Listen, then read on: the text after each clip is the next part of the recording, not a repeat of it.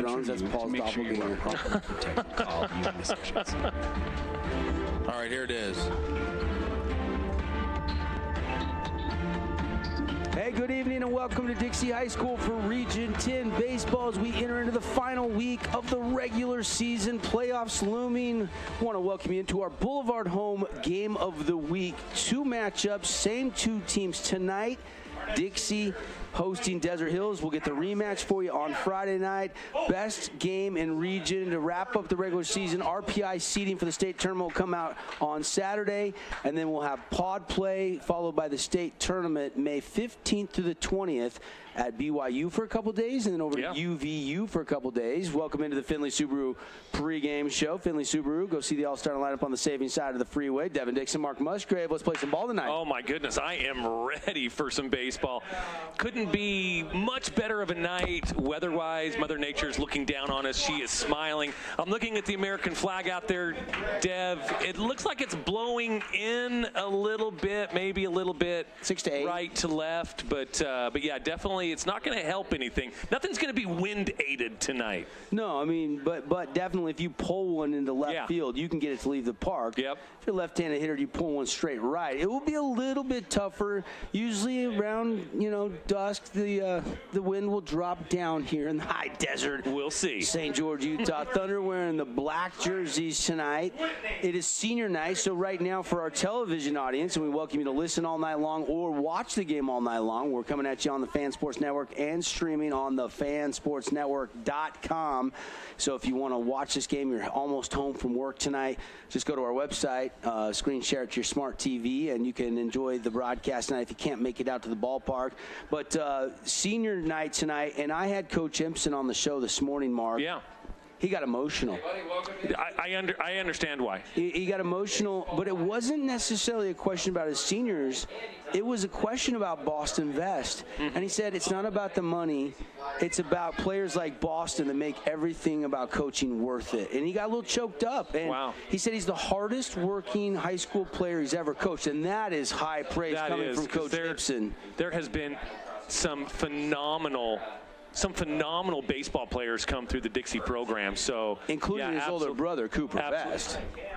Yeah, I mean, you named Chunner Nyberg. Yeah. Oh yeah. Reggie Graff, who's playing quarterback at Utah Tech. We could go on and on and on. So many. Taylor Yates, Tyson Fisher. I mean, we could sit here and name his older brother. Yeah. Yep.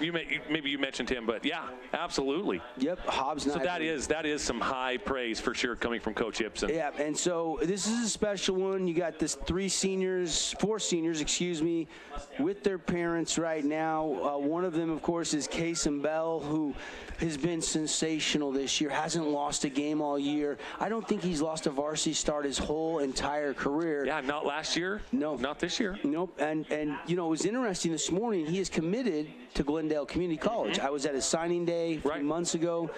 But Coach Gibson said, well, there's a little bit of interest from the Division I coaches right now on Kason Bell. Yeah, so that's going to be a storyline to watch. Yeah, it will be. And he is deserving of that recognition as well, because he's lights out on the mound. I was talking to his dad earlier, and he lost a little velocity with that sickness that he had a little bit, but he'll get that back pretty quickly with some strength and just some health for a little bit of time. But yeah, absolutely, he'll be on the mound on Friday night. Friday night. So I'll get a close-up look at him on Friday night. But yeah, and I've seen Case pitch many times. We did some summer tournaments last year together, and Landon, got to know Ridge and Case and so many players that he knew, but he hadn't played with them yet. And Landon's a big Ridge Erickson fan. And here it'll be Yates tonight. He got the start last Tuesday against Snow Canyon, a 5-3 loss. But man, there was some big moments, some big plays, some big strikeouts. His velocity looked good last time Yates took to the bump, and he's going against a pretty good pitcher in his own right, a guy you know pretty well. Your son Landon Musgrave. What's it like having, the broadcast when your son's on the bump? Is it more nerve-wracking for you, or is it better for you when you're calling the action? I think it's better for me because I'm not out there giving the umpires a bad time and that kind of thing. But no, I think it makes it better for me. Kind of takes because when he's on the mound, when he's in the outfield, I'm as calm and collective as anything. But when he's on the mound, it does. You're hanging on every pitch. My nerves do get on edge, yes. Well, this is going to be easy when we get into our Finley Subaru keys to the game. What the keys tonight for Desert Hills? Let's start right there. I think the keys tonight is, let's just go with the person on the bump. Landon needs to have his good stuff tonight. This is a good hitting Dixie team. There's players, there's hitters all through that lineup that can hurt you really bad. He needs to not walk people, no free passes, and the Landon pitches to contact. So the defense has to step up and be able to make plays behind him. Yeah, and it's going to be key for both these teams to hit with runners in scoring position. Will it be a high-scoring game, a low-scoring affair? We think probably more low-scoring tonight. So runs will be at a premium. So who can put that sack bunt down and who can play mistake-free baseball? Those are your keys to the game, brought to you by Finley Subaru. We'll take a timeout, national anthem, and then the first pitch coming right around the corner on the Fan Sports Network. This cheesesteak is so freshly grilled, you could still hear it sizzling. I can hear it too. Me too. Actually, it's the Oh, cheesesteak? grill. Grilled right in front of you. It's a Jersey Mike's thing.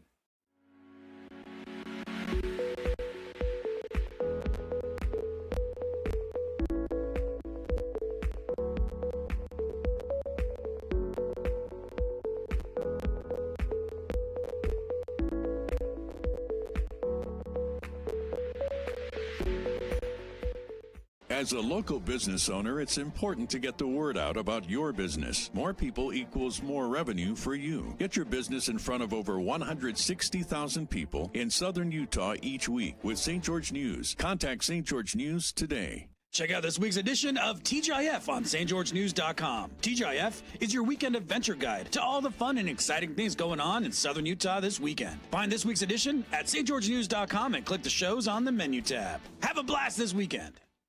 We are Utah's financial outfitter, and we're here when it's time for your business to climb higher. Cache Valley Bank, mountains await. Member FDIC, equal housing lender. Did you know that St. George News has a new app? Download the St. George News app today and stay up to date on everything happening in southern Utah. Get instant notifications on news, weather, sports, and more. Download the app today and get your local news now. First Ace Hardware is conveniently located in St. George on the corner of Bluff Street and St. George Boulevard with 30,000 square feet of lawn and garden, paint, tools, fabrics, sporting goods, and the most complete nut and bolt section in town. First General Store, the Big Ace store on Bluff and on Main in Cedar City. As a local business owner, it's important to get the word out about your business. More people equals more revenue for you. Get your business in front of over 160,000 people in southern Utah each week with St. George News. Contact St. George News today. He would have time to go back to the office to get his phone.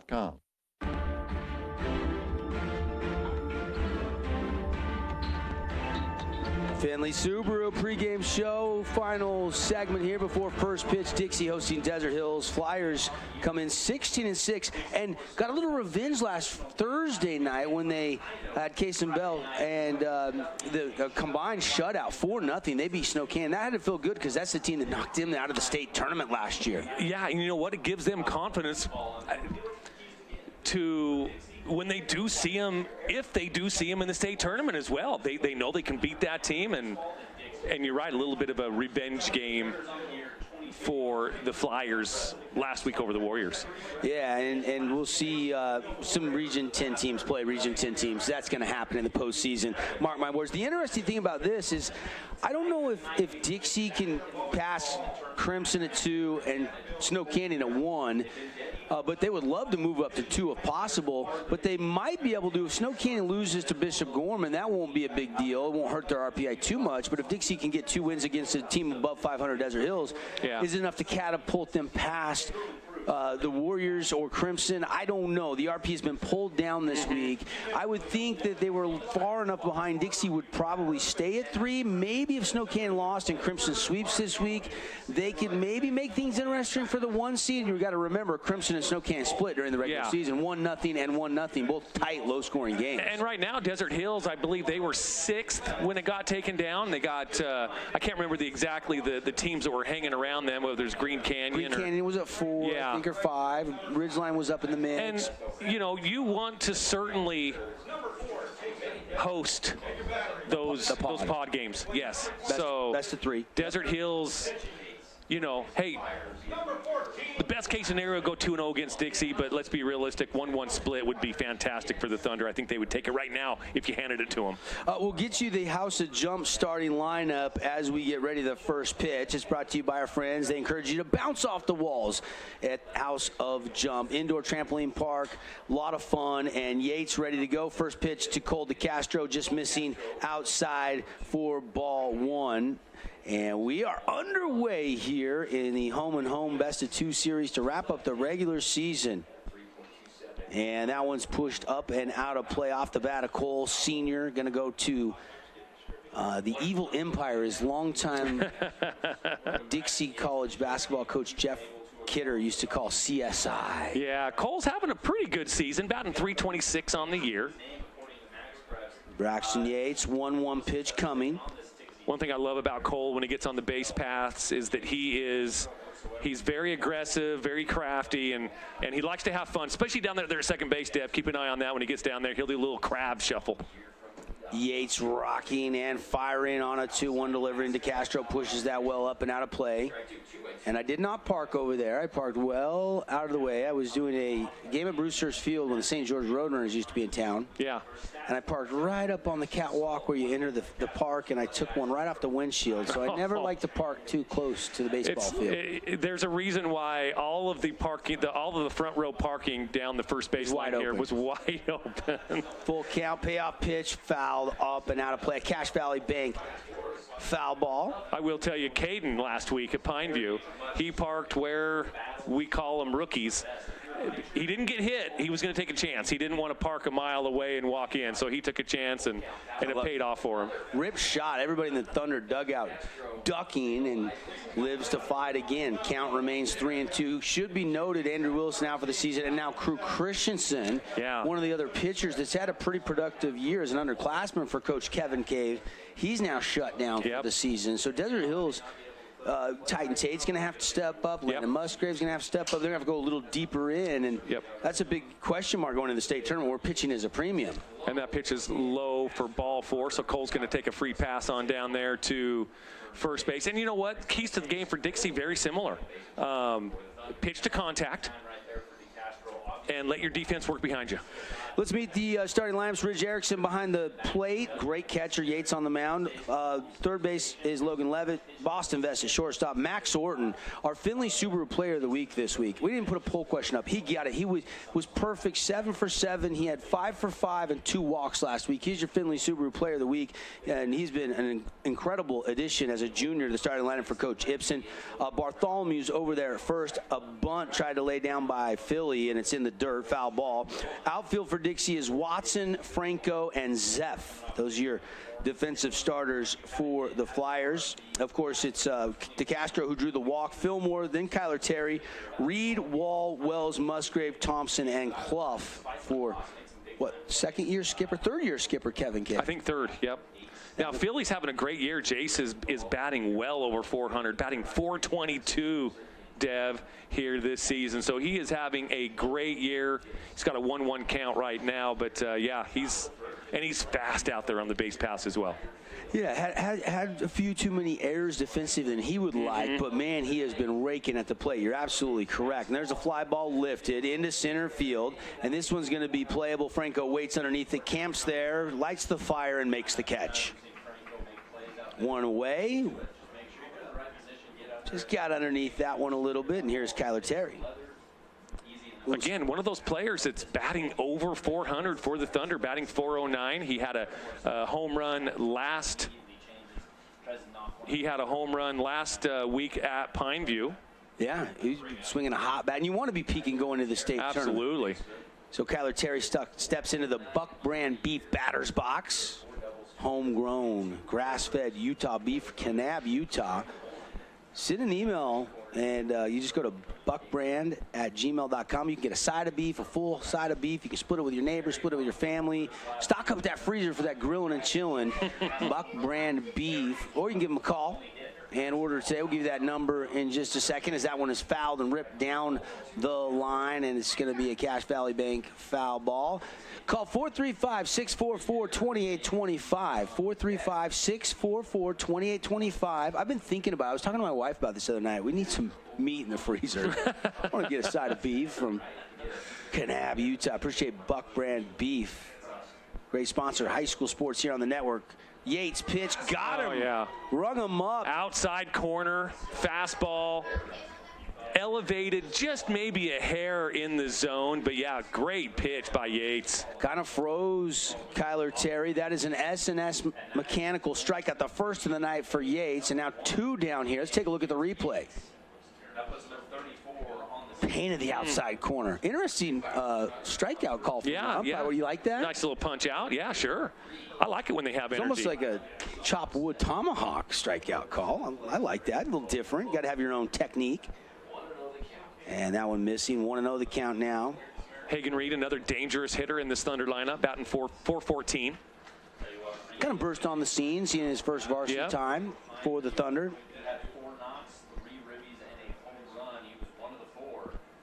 And he does have one dinger on the season, and DeCastro's going to slide into first, and they got him. Great arm, Ridge Erickson with the hose job. That's why he is getting looked at by many colleges, even right now as an underclassman. That kid is a great catcher. Wow, going for that stolen base, couldn't get it, Ridge Erickson, and that'll do it for the top of the first inning. No runs on no hits, nobody left on base, and on the Wilkinson's House of Lighting scoreboard, no score here. Flyers will send to the plate Yates, Vest, and Orton when we come back. This cheesesteak is so freshly grilled, you could still hear it sizzling. I can hear it too. Me too. Actually, it's the Oh, cheesesteak? grill. Grilled right in front of you. It's a Jersey Mike's thing. Inspired design. Ultra quiet operation. To you, it's a Bryant Evolution cooling system. To us, it's the ultimate machine.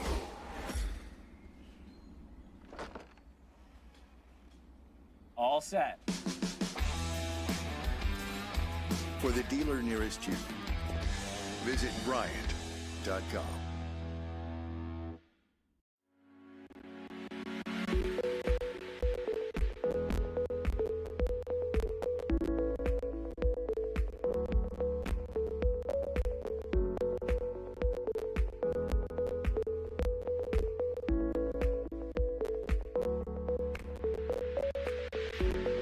Bucks. Need anything for your home or lawn or garden? Think Bucks. Need guns or ammo or power tools? Think Bucks. Bucks makes it easy to find what you're looking for from people that know their stuff. Bucks Ace Hardware. 3 locations in St. George. At Dino Crossing, Santa Clara, and in Hurricane. Think Bucks. Markets are unpredictable, but reaching your financial goals shouldn't be. Adams Wealth Advisors is dedicated to navigating these challenges. They will give you the expertise needed to help you reach your financial goals. Visit adamswealthadvisors.com today. Have you ever had a really good steak? Hey, we're back here at Flyer Field. Devin Dixon, Mark Musgrave. Beautiful night at the yard, huh, Mark? It is gorgeous. It doesn't get much better here in southern Utah than right here at Don Lay Flyer Field. Yeah, take me through what's in the arsenal for Landon Musgrave. Landon, his fastball velocity, he lives around 85, 86. Tops out at 87, 88. He's got a nice changeup he's been working on, circle change. Curveball has always been good. And he's working on a two-seam fastball. Yeah. As well, something that moves a little bit. Yeah, and he can really pitch the location, got great command. Both of these pitchers very similar, living on the fastball. I just got some information from some of our Dixie stats people. They said Yates was 85 to 87 fastball. So two very similar lefties, kind of living in that mid to that 85, 86 fastball area. And here is Braxton Yates. Speaking of him, yes. Looked pretty good there, going 85 to 87 there in that top half of inning number 1. Musgrave first pitch of the night, and strike waist high on the outside part of the plate.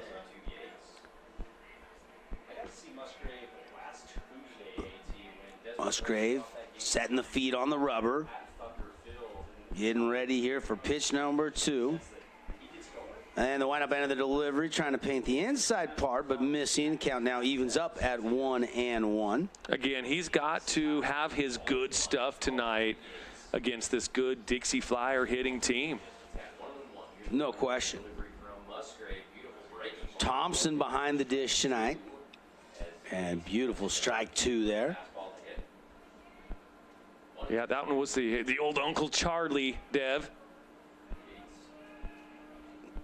And Musgrave, 1-2 delivery. Got him. S&S mechanical strikeout. First of the night, and the first batter he faced. Good start for Lando. Yeah, I think he'll take that start for sure. So, yeah, good start for the Thunder and Desert Hills. And here's one of the playmakers. And, of course, later in the broadcast, we'll be naming the Appliance Wholesalers Plus Playmaker Play of the game and see if Boston Vest can get it going here with one down here in his first AB of the night. Boston batting .409 on the season. Again, this is one of those flyer hitters that you have to be careful with. And a swing and a drive into center field, going back, and then camping underneath it. Wind kind of held that up a little bit. And nice job by Seth Wells to record out number 2 in center field. Yep. You never know when it comes off the bat of Vest. I saw him last Tuesday, hit the ball. I think he had a 1-for-3 performance with a walk, but he could have very easily been 3 for 3. Right. He was robbed on a diving catch in right field. Here's Max Orton. Coach Ibsen has moved him up in the lineup because he is swinging as hot a bat as anybody. Mentioned it, worth mentioning again. 5 for 5 against the Warriors last week with 2 drawn walks. That is a beautiful week at the plate. And Musgrave starts him off with ball 1. Max Orton Jr., his dad Dusty Orton. Played a little softball with Max's dad back in the day. Part of the Panguitch Orton crew. A lot of them have come down to St. George over the years. And sister's a really good basketball player. Yeah. Athletic family. And Papa, playable over there, ranging over his Reed right near the fence, and it just gets out of play. It's a Cache Valley Bank foul ball. Thought Reed maybe had a chance, but it kept drifting. Horton batting .449 on the season, Dev. That's why he got moved up in the lineup. Yeah, absolutely. So now everything resets. 1-2 the count. We're in the bottom of the first inning. No score between the Thunder and the Flyers. Final week of the regular season. Glad you're with us on the Fan Sports Network or watching on the fansportsnetwork.com. Breaking ball took a little off that one, and man, looked like it was really close, but just missing maybe a bit outside. Yeah, just missed that outside corner. Almost broke in. Just kind of floated out there. 2-2 pitch. Orton swinging a foul tip. He stays alive barely. Thompson couldn't quite squeeze that one in the big old catcher's glove. Just a great night. Pretty good crowd filling in here. Flyer Field. You know, there's no better place to watch a baseball game than Flyer Field as well. I mean, the way they have the sunken in field, you've got the ball inside, full count. You've got the stadium-style seating. Don Lay Flyer Field is the best place to watch a baseball game here in Southern Utah. Yeah, no question. And just a gorgeous-looking field. With all the rain, a lot of our high schools had to do a lot of field prep through February and March just to get ready to go. But it's been very pleasant. And that was a full count foul into the dirt from Max Orton. So he's grinding, he's fighting. Yeah, both of them kind of in the battle here. See who wins it here. Of course, Landon committed to go play next level baseball. It's a line shot to third, and Kyler Terry gloves it for out number 3. And Musgrave, the coach changed recently in college he was going to up in Washington State. Yeah, apparently the head coach that recruited him, Coach Panch is how I know him. He's still on the staff, and he's the hitting coach. And the pitching coach was elevated to the head coach. Landon loves the head coach, or the pitching coach that was working with him last summer as well when we were up there for a tournament. So he's he's certainly fine with the move. He knows them both really well. No, it's going to be good stuff. So Yep. nobody strikes first. We go to the second inning when we come back here on the Fan Sports Network and streaming tonight's game on the fansportsnetwork.com. Stay with us. Hey, it's Sheldon Demke. Check out the latest episode of What's on the Menu, a behind-the-scenes tour of local restaurants. We'll see some of their favorite dishes and get an inside look on how these dishes are prepared. Check out this week's episode at stgeorgenews.com and click the shows on the menu tab. I'm Aaron Crane, host of the Region 10 Recap. Want to relive the highlights of the game? Look for the Region 10 Recap every week. Just follow St. George News on Facebook or go to stgeorgenews.com. Region 10 Sports is brought to you by Nets on Fire, the premier training and event facility in Southern Utah. High-level individual and group training catered to your athlete, plus the best camps, clinics, tournaments, and showcases in the West. Visit netsonfire.org.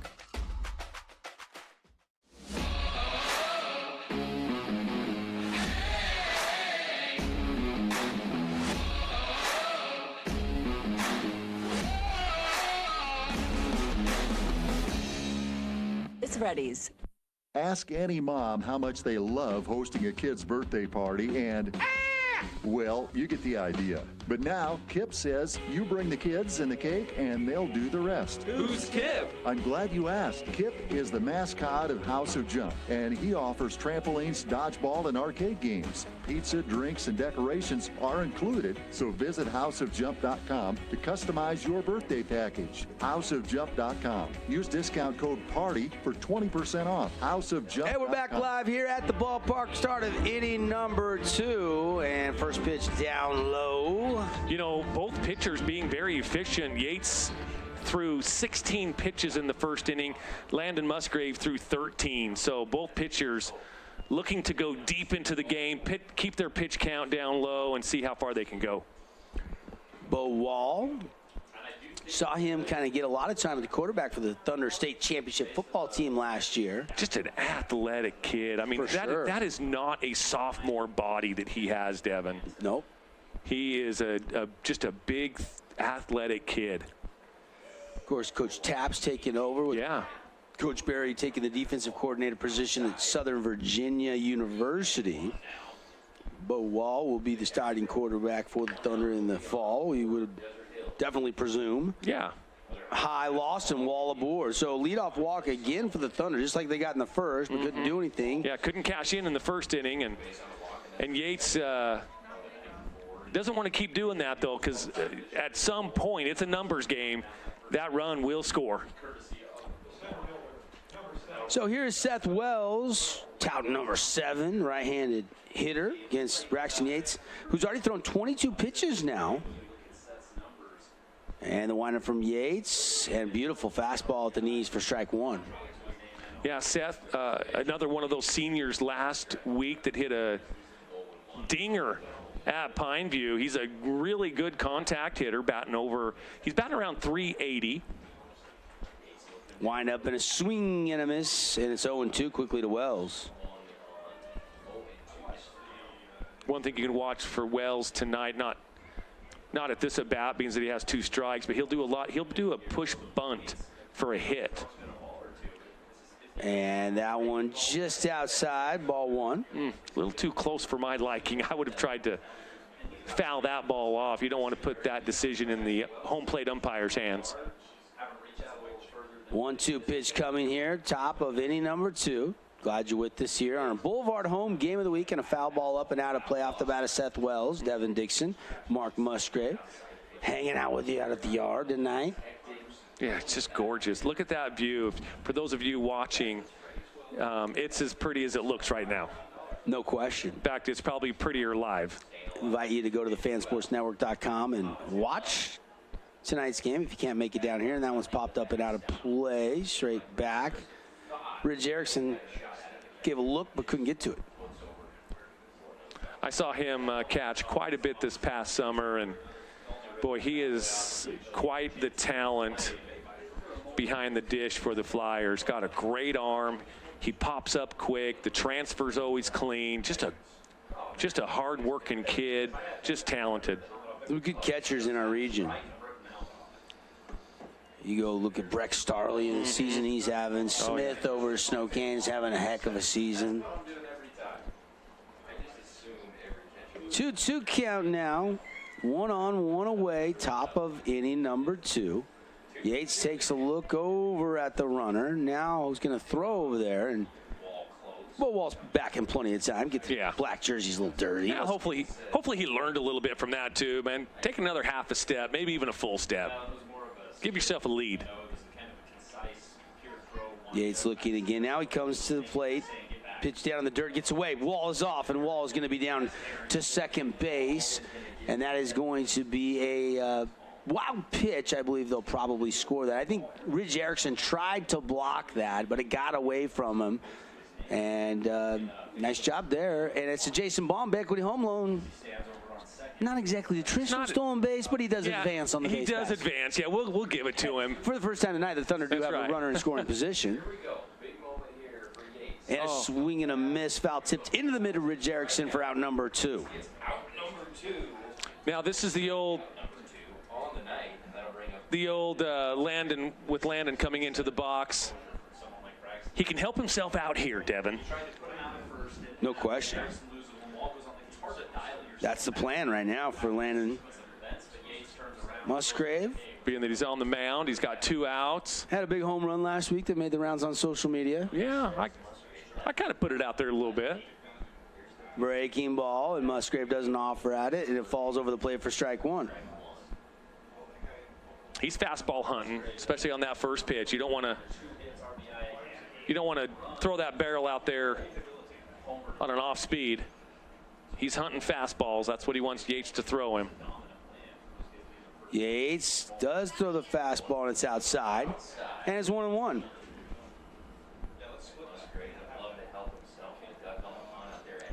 Wall getting a little lead out at second base.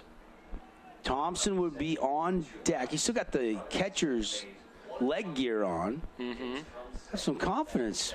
Take that off. Get ready to hit. Swing and a miss. Strike 2. Musgrave fooled by the speed there of that pitch as he took a little off. Yeah, he's out in front of it. He was guessing fastball, and Yates threw him the off speed. Now we'll see if he shortens up here just to kind of throw his fist out there at the ball. And that pitch just missing. Great eye. And he will hear about that one tonight.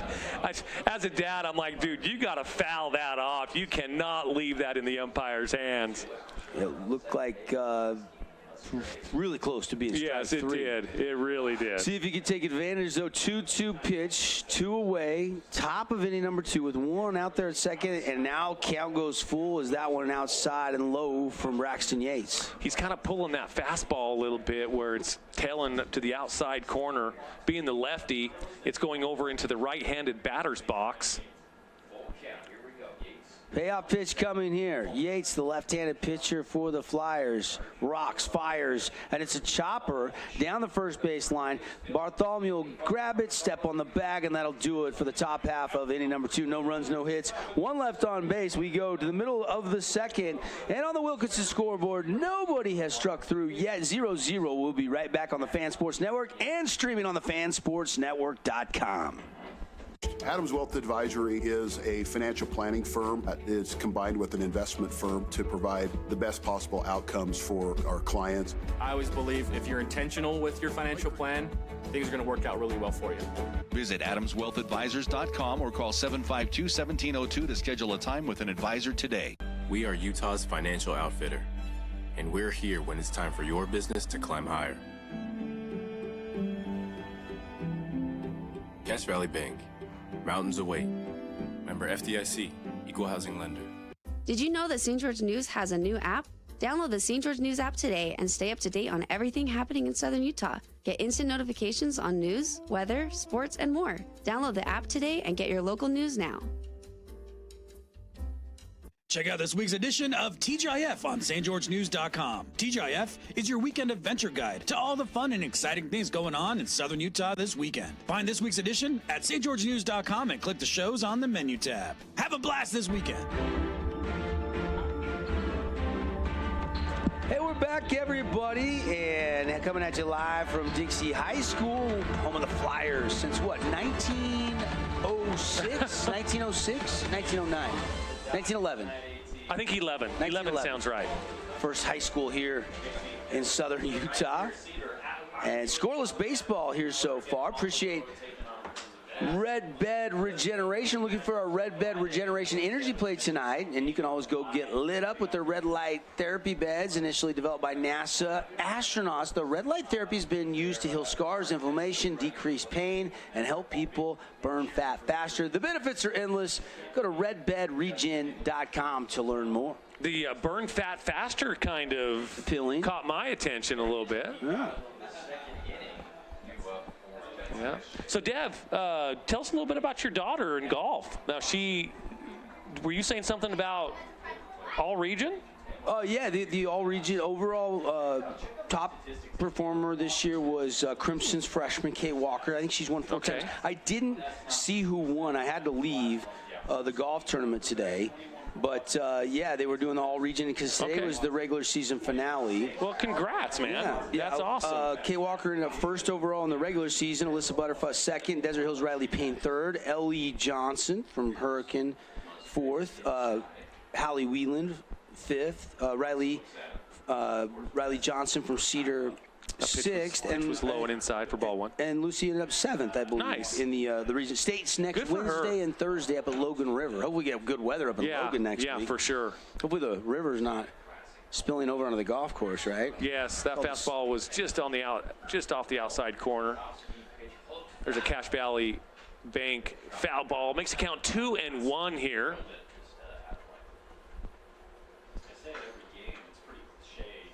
And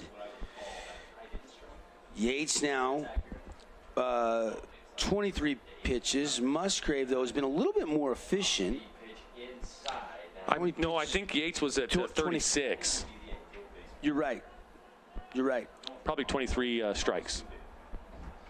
Is that what you're reading? 27, I'm reading, I think. And they're swinging a drive, and this one could be extras. It's going to stay fair. And a beautiful hit down the left field line, turning, digging, and that is going to be a stand-up double. What a stroke of the bat there for the Flyers to get them a runner into scoring position for the first time tonight. Yeah, and again, Landon's got to have his best tonight against these hitters for Dixie. Blake Watson, one of their better hitters for sure, and he left one out over the plate, and Watson took advantage. Ridge Erickson will step in with Watson out there at second after the extra base hit. See what Ridge can do. Again, a dangerous hitter. Got to play some baseball with his older brother, who was a Flyer. GJ. Musgrave, that one gets away. Runner's going to go, and Watson's going to be safe. No throw as Thompson went and got it near the backstop and calls for time. Did Thompson get crossed up a little bit? It looked like it. They weren't on the same page. And Thompson's going to go out and talk to him, get those guys on the same page, because, he was definitely crossed up. Defense tonight, House of Jump defensive starting lineup. Thompson behind the plate, Musgrave on the bump. Kyler Terry at third, DeCastro at short. Fillmore's over second. Hagan Reed at first. Outfield is Clough, Wells, and Titan Tate right for Coach Kevin Cave. Interesting on the Thunder, one junior on this team, and that's Cooper Clough out and left. Just one junior, class of 24. Pop up from Erickson. Reed is going to range over right in front of the Thunder dugout. He makes the catch for out number one. That's a big out there for Musgrave to get the pop up from a dangerous hitter in Ridge Erickson. Absolutely. Cooper Bartholomew will walk to the Buck Brand Beef batter's box. Watson over there at third. One out, no score. Bottom of the second here tonight. Bartholomew batting .339 for the Flyers. Landon Musgrave, Bender, and a perfect one that froze Bartholomew for strike one.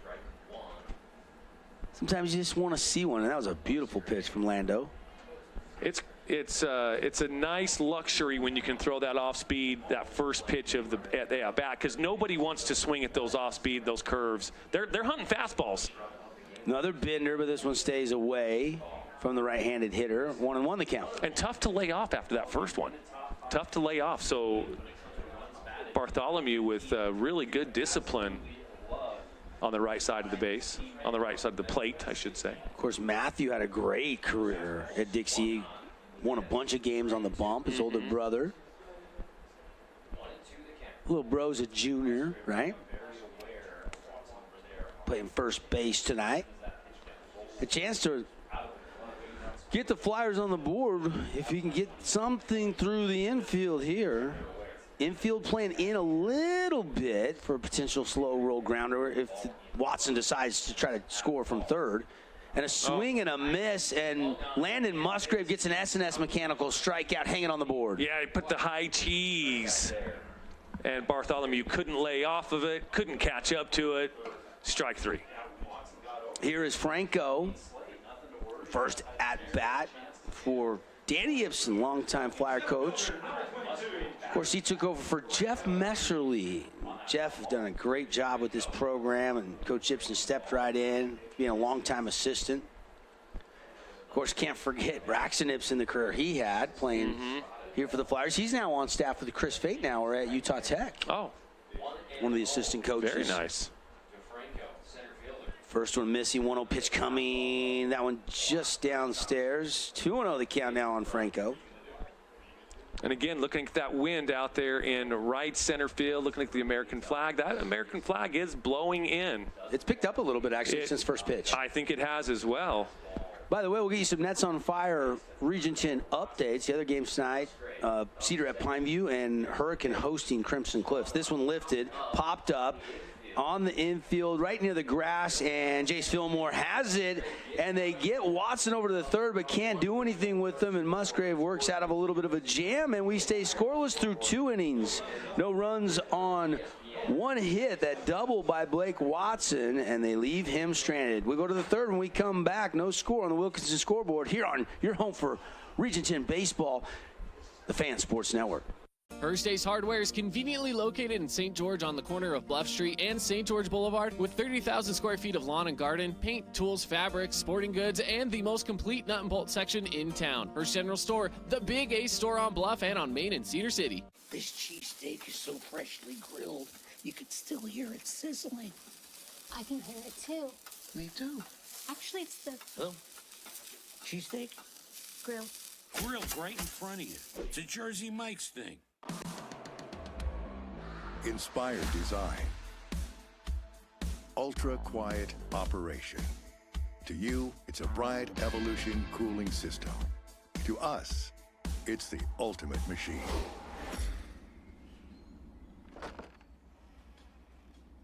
All set.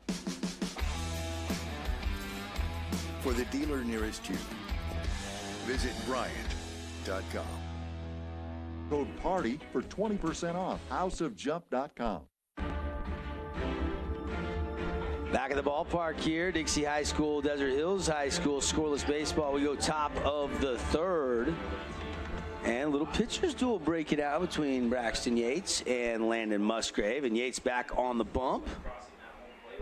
And that one called strike one. Yates with nobody on, working quickly. That one misfires in the dirt, gets away. And Thompson just kind of stays right in the Buck Brand beef batter's box. I want to remind you, we're going to name a lot of awards tonight. Yes. Our Hearst Ace Hardware Player of the Game. We'll name one for each team. AWP Playmaker Play of the Game. I don't think we've seen it just yet. No, we haven't.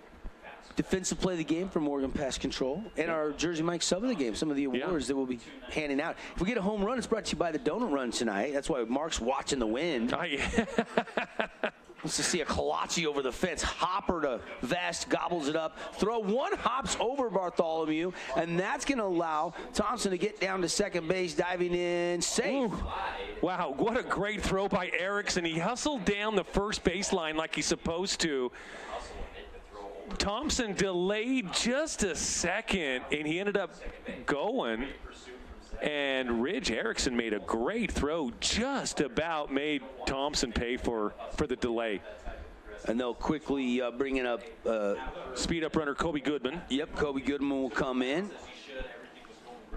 And again, first sub of the game brought to you by Jersey Mike's. And just like the Flyers in the bottom of the second, they get a leadoff runner on second base. Let's see if the Thunder can push him across the plate. Here's Cluffy. The Flyers could not. Thunder left fielder ready. Shows the bunt. Pulls it back. Low, ball one. And I'll tell you what, the way these two pitchers are dealing, I mean, this could be a 2-1, 3-2, 4-3 game. Every run is going to count. Kind of what I was thinking. Because both pitchers really looking quite comfortable on the bump so far. Yates delivers the bunt laid down. A good one. And this is going to be the only play Levitt has is at first, and he does get Clough, who was charging hard down the first base line, one away. But a nice sack laid down, and now you've got the go-ahead run over there at third base with just one out. Yeah, it was played perfectly by everybody. Great sacrifice by Cooper Clough. And Logan Levitt down at third. He took the play that was given to him, got the out. Here is the leadoff hitter, Cole DeCastro now. Second AB. Walked his first at-bat. Bender and a good one. Both these pitchers are, first pitch of the sequence, they're not afraid to throw these off speeds. And the 0-1 pitch in for strike two. That one looked close, but maybe just a bit outside. I'm right behind home plate almost here in the press box at Dixie High School, where Roger, our buddy, the public address announcer, has already hooked us up with dogs and Mountain Dew tonight, yeah. Getting us all juiced up for the game. Getting us all sugared up. Always taking care of the press. Raj does it right. Yeah, he does. Dixie High. He does a great job over here at Dixie. I wonder if we can get the Desert Hills PA announcer to get us some dogs in the Dew next time we go to Desert Hills. Yeah, just go to the concession stand and ask for the voice of the Thunder special. They'll take care of you. Really? That's the key word? I'll make it happen for you, Deb. You got a tab or something? The wind is blowing straight in. Yates, slow roller off the bat of DeCastro. That's going to score a run, and the throw is in time for out number two, but an RBI fielder's choice. And Desert Hills has struck first and lead Dixie now 1-0 in the top of the third inning on the Wilkinson scoreboard. Yeah, good break on the ball by Goodman, right on contact, and yeah, the only play that Vest had was at first. Nice piece of hitting by Cole. So base is empty for Philly, but already the lead, and Kevin Cave has got to like that. Now, Desert Hills has had some leads this year. They've also had to come from behind. We've seen a little bit of a mixed bag. Have they played better in your estimation overall when they take an early lead? No, it's been a mixed bag this year, Deb. I was talking on our show today. Oh, nice. There's Philly. Little blooper that's going to drift foul down the route field. I was telling Caden today on From the Bleachers, I've seen every game that Desert Hills has played other than two when they went up north to play a couple. Oh, on their bye week, yeah. I still don't know how good this team is, and I still don't know how bad this team is. You take that first week against Crimson. Ooh, just outside fastball for a ball, 1-2 the count. They played Crimson tough that first game. I think it was 5-3 or 6-4, and then they got blown out the next game by Crimson. That pitch outside. Who's really good, by the way. Yes, who's very good. The defending state champs. Then they played Cedar, Hurricane, swept both of those. The first game of the matchup against Snow Canyon came down to a 2-run game, I think, again, 5-3. And then they ended up getting blown out the next game. And same with Pineview. In the RPI, in the standings, Desert Hills, the superior team. They get beat by Pineview the first game, and then they blow them out 16-4 in the second game. Yeah. So I just don't know where this team stands right now, and I have seen every game but two. Yeah, and they ran into Nash Schroeder, who is the ace of that staff. Yes. Fillmore at the plate now. 2 outs, 1-0 Thunder. Here is the 3-2 pitch, and he got him.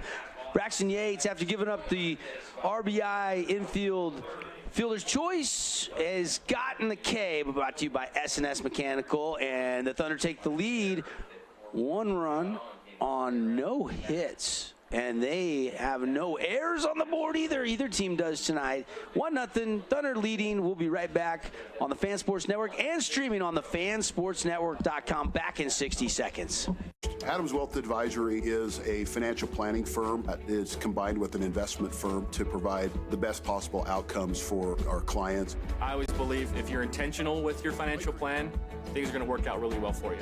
Visit AdamsWealthAdvisors.com or call 752-1702 to schedule a time with an advisor today.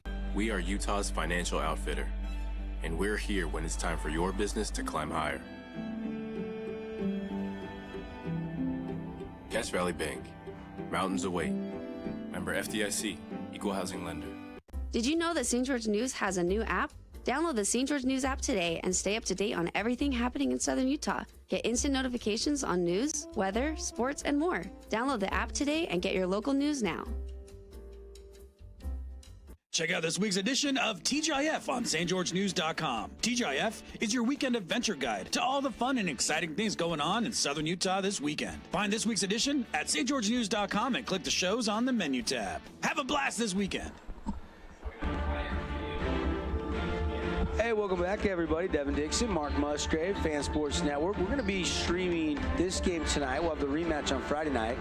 Then we'll have to look at the state tournament when it comes out Saturday.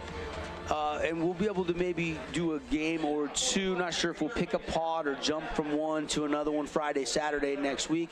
But then once we get up north, we will be streaming every single game with KSLSports.com. So if you can't make the trip up, just go to our website, thefansportsnetwork.com. Swinging a drive by Logan Levitt, and that's going to drop a little dirty bomb. And Wells out in center field lost his footing when he took off. I think he catches that but he did. He stumbled down to his knees and had to get back up, and then he was a step behind.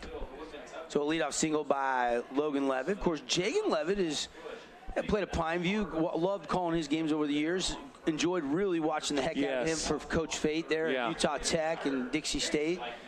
And now he's in the dugout with Coach Ibsen. Coach Ibsen's got a lot of former players back. Got pitching coach in Dave Horlocker, Coach Vest. Trunner Nyberg's on this staff. He's got some former players, which you love to see coming up through. I'll tell you, we got such a great fraternity of coaches in Region 10 baseball. Yeah, for sure. And you can tell what Ibsen means to them, too, by coming back and being on that coaching staff. Absolutely. 1-0 count to Kason Bell, and there's going to snap throw over to first. Hey, Nets on Fire score. We'll check on the region games in just a second, but Knicks bounce back, beat the Heat tonight. That game just went final. And I got to tell you, I'm rooting for the Knicks in that series. Oh, yeah? I am. We shouldn't doubt the Heat at this point in time, though. No, not doubting them. I'm just rooting for them. Yeah. Lakers, Golden State will go off here in just a minute. Crimson has jumped up to a 2-0 lead over Hurricane tonight. Again, Nets on Fire, building champions on and off the court. Check out their Best Day Ever camps, where you get to go to the Grip, the Rink, and Nets on Fire. It's an all-day camp. They got 4 this summer. All the details, netsonfire.org. And, of course, summer training packages. That's where these local athletes really get the grind going and get better and elevate their basketball game. Check it all out. 3-0 the count to Bell now. That last pitch, Landon really wanted. He kind of even put his palms up in the air to home plate umpire. Bell hitting .417. You know him more for his pitching, but he's actually hitting it really well. And again, like we talked about in the pregame show, committed to Glendale Community College, but when you sign it to JC, you actually can change your mind and go to a Division I, and the offers and the interest has really started to heat up for Bell as he draws the walk and 2 on with nobody out. Yeah, Musgrave a little frustrated out there. I think 2 of those pitches he wanted 4 strikes. That last one on the inside corner and the one about 2 pitches before that, he threw an off speed. He felt that he caught the bottom part of the zone on that one. So he's a little frustrated with home plate umpire right now, and we won't call him out by name. He's a really good umpire. Braxton Yates. 2 on, nobody down. Wind blowing straight in from center field. Bottom of the third, Thunder lead 1-0. Yates lays down a bunt, third base. Tarley goes and gets it, and Kyler one-hops it, and it's an E5, and a run will score. And they'll hold the stop sign up for Bell at third, and now we are tied. That was a great bunt. Kyler Terry had to charge it hard, and then it looked like he tried to take a little something off the throw. Yeah, just fire away. Just fire away. See if we could take another look at that. Yeah, it looked like you just got to play catch in that situation, right? Just play catch. And it was a really high hop over there to Reed at first base. Beautiful, beautiful bunt, though. Yeah. Does everything right. He just didn't. And just Reed didn't rip it over there. And Reed not being a natural first baseman, that's a tough play. I think if you do get a lot of time down there and you're a natural first baseman, you probably dig that. Yeah. But tough play.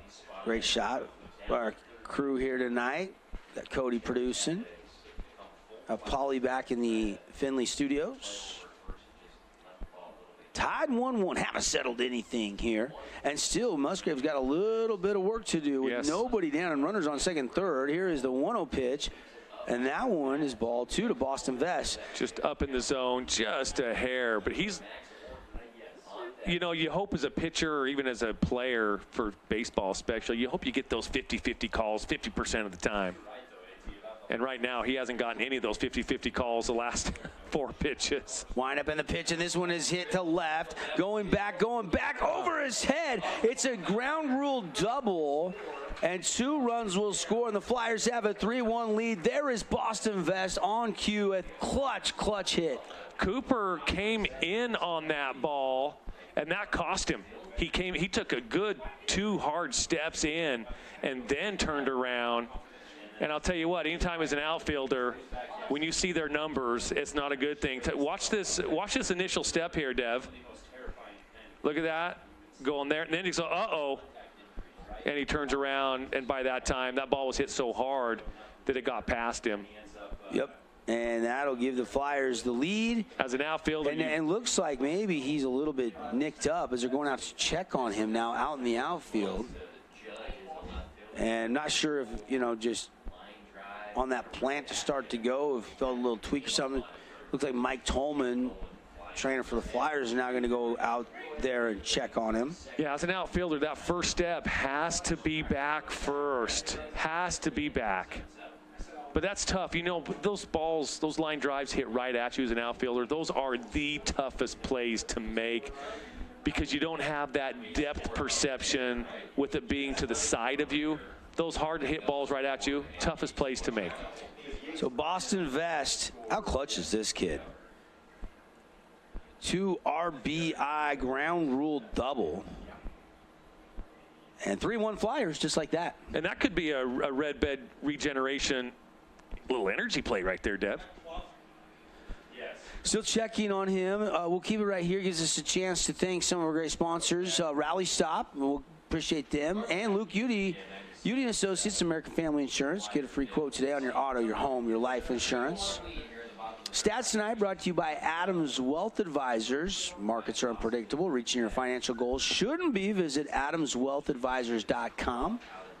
Brennan, the guys now serving Southern Utah.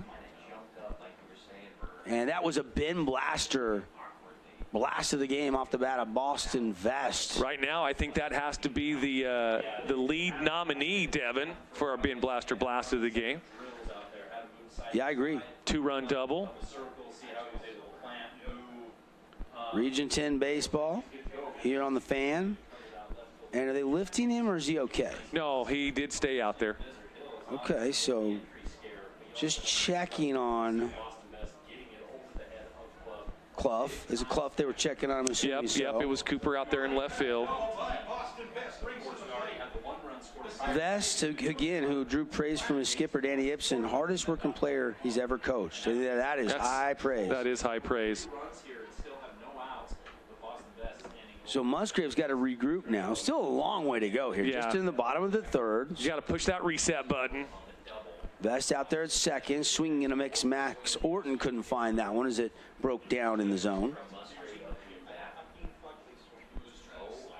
When did Boss finally give up on some baseball? Was he about 12 or so? 10, 11, 12 before he picked up golf full time? It was like 4th grade. Was it? Yeah, probably 10. I remember. He got bored in the outfield. Yeah, I remember, Little League, and you get hit a lot more golf balls in a round than you do baseball. That's for sure. You like that better. That's for sure. Yep.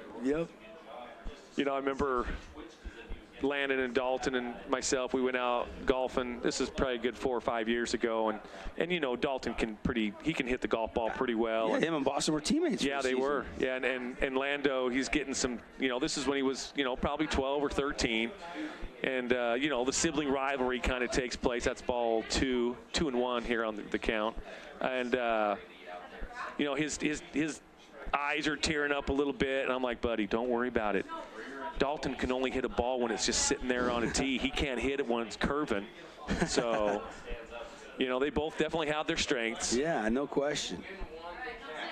And Musgrave, foul tip. And it's strike 2, count 2 and 2. Runner was going, he'll have to head back to second base. I'm not sure if that was foul tipped or. I think so. I think they're going to leave him at third. I think Thompson just missed it. I thought I saw that change its course, but my eyes aren't as good as and I kind of thought I saw home plate umpire put his hand up in the air. Not both hands, but I think he put one up. But no, he's staying at third. Wow. Okay, so a bigger opportunity here for the Flyers, and a swing and a foul. That one definitely touched the bat. Is a Cache Valley Bank foul ball. They're one of the hottest hitters in region baseball right now, Max Orton. Coach Gibson said, you know, the second base position going into the season, we weren't really sure. We had some guys fighting for it, and Orton just grabbed it with the way he worked and his ethic and the way he swings the bat. And there's a shot up the middle. This is going to be deep in the hole. Philly, back foot throw. Did he get enough on it? No, it's safe. It's an RBI infield single by Max Orton, and it's 4-1 Dixie. Really good play by Jace Fillmore, but Orton just moving down the line as quick as he can. Fillmore going the opposite way. He was going to the second base bag side, just couldn't get enough on that throw. Now Landon's, he's looking to get a double play ball here. He wants to get something on that board up there on the outs.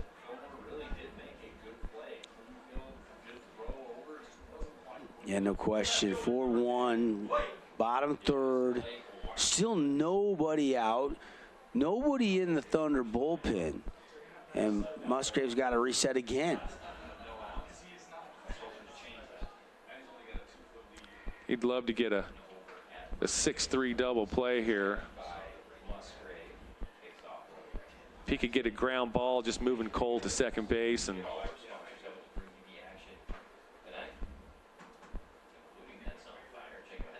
by the way, congratulations to Alyssa Butterfuck. She won a San Hollow today with a 73. The Pineview Panthers take first.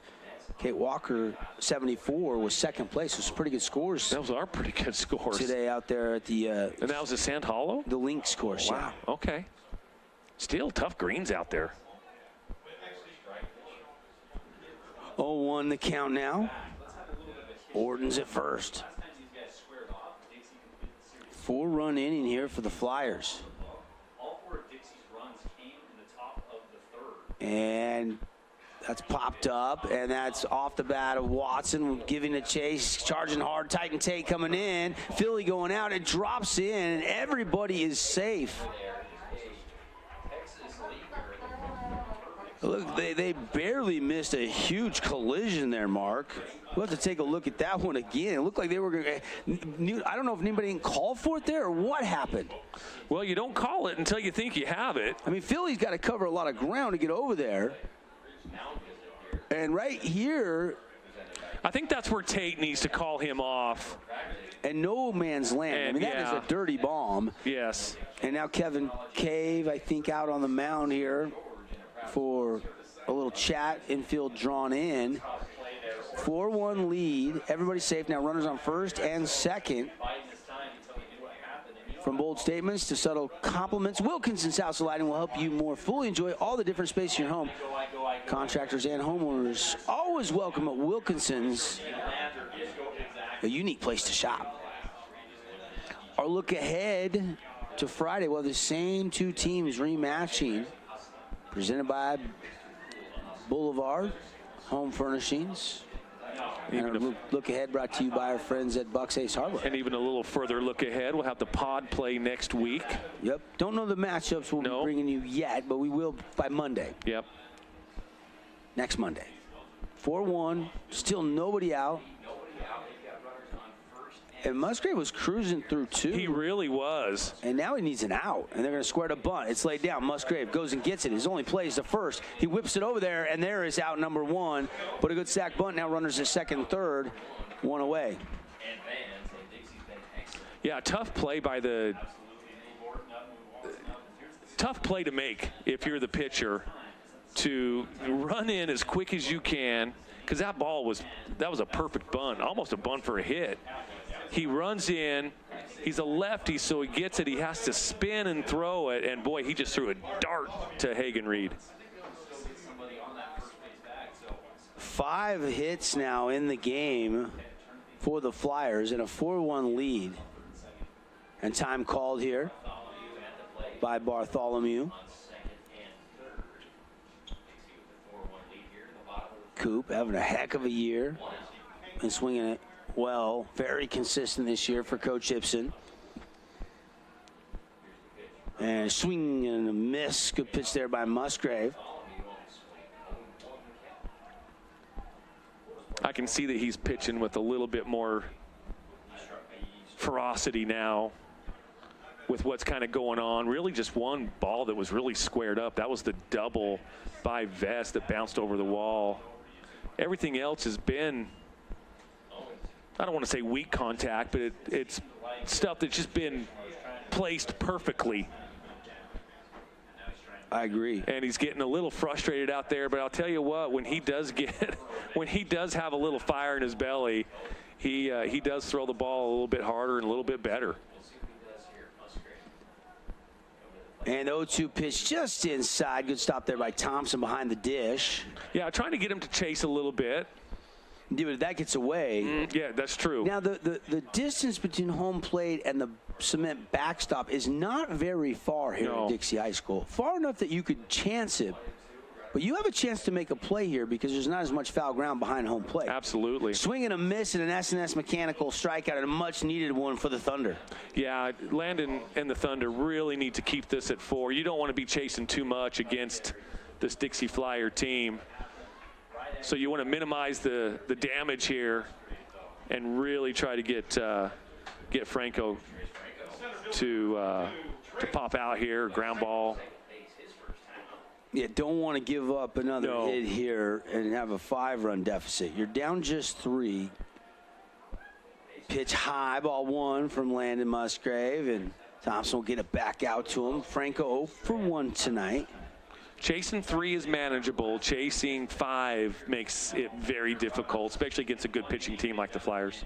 Musgrave up to 47 pitches now here through 2 2/3 of work. Maybe even a pitch or 2 higher. And now falling behind to Franco. 2-0 pitch coming here. Wind still lightly blown in, 6-8 miles an hour, I would guesstimate. That one just down low. And 3-0. And he does have a place to put him. Sure. So as a pitcher, and you don't want to groove one here. Yeah, you don't want to put it on a tee for him, because you do have a place to put him, and then you just move on to the next batter. Just got to be smart about it. Here's the 3-0 pitch, and inside, ball 4. The base is loaded for the Flyers, and I think Musgrave was okay with missing. I think so too. You wanted to make it close enough. Maybe he'll chase. Dangerous hitter here in Logan Levitt, though. Yeah, oh, absolutely. All those Levitts can hit.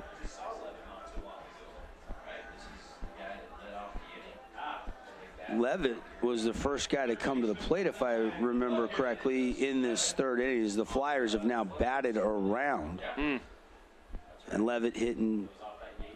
It seems like the last couple weeks he's just been dropping a little. Batting average now below 300. And there's the pitch. It gets away from Thompson, and a run will score. Everybody advances. And it's now 5-1 Flyers. Take your pick. Wild pitch, pass ball. Looked like it just short hopped the plate a little bit there. And as a pitcher, you got to trust your catcher to kind of get over there, because he is going to throw some balls in the dirt on purpose. Try to get him to chase. Take a look. Did it get it was just inside, and it kind of hit off the knee pad. Yeah, It was trying to block it, and then it scored it away. Pitch to Levin, a pop-up into right, and Tate going over there, and that is out number 3. But the Flyers, 5 runs on 6 hits, 1 error, and they do leave 1 on base. Big bottom of the 3rd for the Flyers on the Wilkinson scoreboard. They have a 5-1 lead over Desert Hills here on the Fan Sports Network and streaming on the fansportsnetwork.com. Region 10 Sports is brought to you by Nets on Fire, the premier training and event facility in Southern Utah. High-level individual and group training catered to your athlete, plus the best camps, clinics, tournaments, and showcases in the West. Visit netsonfire.org. Inspired design. Ultra quiet operation. To you, it's a bright evolution cooling system. To us, it's the ultimate machine.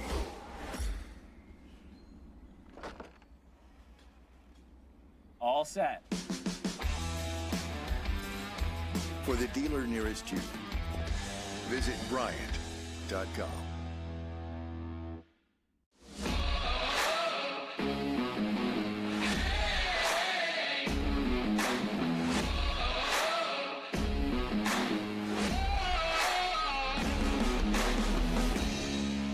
And in Hurricane, think Bucks. Well, big. Can't understate how big that inning was. Bottom half of the 3rd for the Flyers as they got it going and now have a 5-1 lead. And we'll see if the Flyers can cruise or if the Thunder can fight back in this one, won't we, Mark? Yeah, absolutely. They need to. I mean, you know, you're in this ball game still. Even at 5-1, you're still in this ball game. But you got to do it at the plate. And swing and a miss, strike 1. You got to have good ABs. You got to get his pitch count up a little bit. Maybe he'll tire a little bit. That's a little nubber. Yeah, it's going to be easily 4-3 put out in the scorebook. Max Orton able to easily get that over to first base. And 1 away.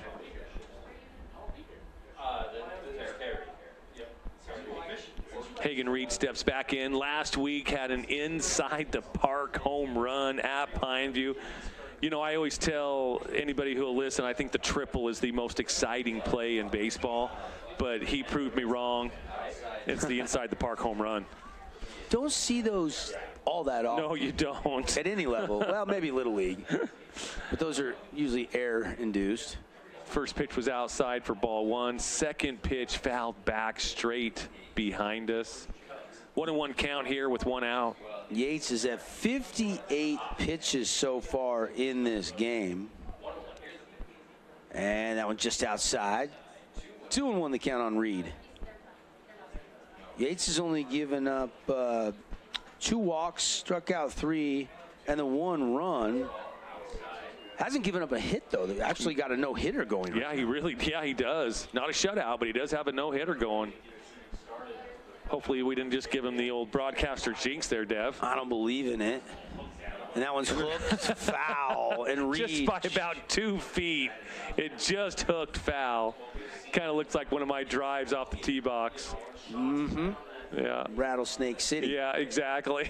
That was a lot of fun last week. We were over at the Copper Rock Championships for most of the week. They do a great job with that event. It was a lot of fun. 2 pro-ams, a corporate event, and then the tournament Thursday, Friday, Saturday.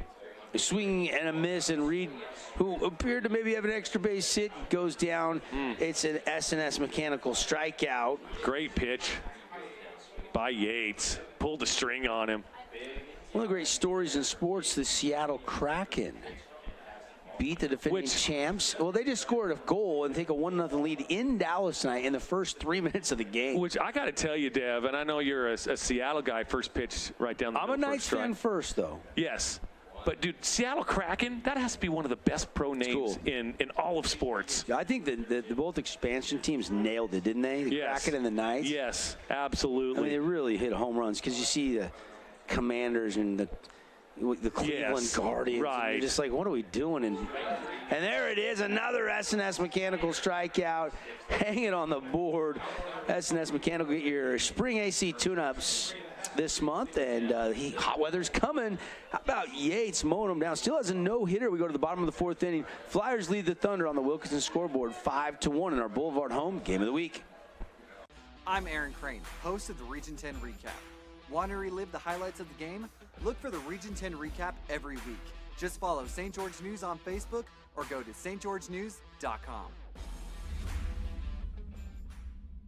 First Ace Hardware is conveniently located in St. George on the corner of Bluff Street and St. George Boulevard with 30,000 square feet of lawn and garden, paint, tools, fabrics, sporting goods, and the most complete nut and bolt section in town. First General Store, the Big Ace store on Bluff and on Main in Cedar City. This cheesesteak is so freshly grilled, you could still hear it sizzling. I can hear it too. Me too. Actually, it's the Hello? Cheesesteak? grill. Grilled right in front of you. It's a Jersey Mike's thing. Hey, it's Sheldon Demke. Check out the latest episode of What's on the Menu, a behind-the-scenes tour of local restaurants. We'll see some of their favorite dishes and get an inside look on how these dishes are prepared. Check out this week's episode at stgeorgenews.com and click the shows on the menu tab. Call Buck Brand Beef today at 435-644. Hey, everybody. Glad you're with us here on the Fan Sports Network and streaming on the fansportsnetwork.com. Devin Dixon, Mark Musgrave, and again, we'll be looking for some awards to hand out a little bit later in our broadcast. And right now, Mr. Braxton Yates pitching in a gym, and Landon Musgrave's night is done. Coach Kevin Cave is going to the bullpen. Yeah, Cason Turner coming in to pitch for the Thunder. He has a wide selection of pitches. He's a junk thrower. I mean, he has a lot of break. He has a lot of movement. Doesn't have a big-time fastball. Probably lives 78, 79 on that. But he has a ton of break on his off-speed stuff. Tough to square up. And then also, two out in left field. Cooper Clough makes an exit, and Kobe Goodman is now out in left field for the Thunder. So there's your changes. And what are the numbers on the new pitcher for the Thunder? Do we have those? Let's see if I can grab those for you really quick. Cason Turner's pitched 14 innings. ERA's up there, isn't it? Yes, it. His first game in preseason, he got shelled. And I've never seen an ERA. It was like 2.54. Not 2.54, 2.54. He got shelled, and he's been working on getting it down. And he is such a well-mannered kid as far as he's got it down to his 11. Attitude. From 2.54, he's just grinding. Exactly, he is grinding for sure. He the first time that he came out and pitched good, the second or third game, that pitch is low and outside for ball one, but. He's like, Coach Musgrave, I got my ERA down to 87. I'm like, good for you, Cason. You keep going, bro. Anyways. Opponents are hitting 403 against him, and that's what Kevin Cave, the skipper for the Thunder, is looking for, is who can I turn to in the postseason?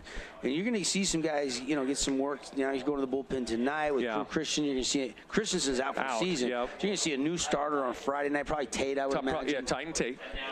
But you know that closer role is kind of in limbo, isn't it, a little bit? It is. Kyler Terry is one of those options as well. Sure. For Coach Cave. Philly's come in a little bit too to relieve.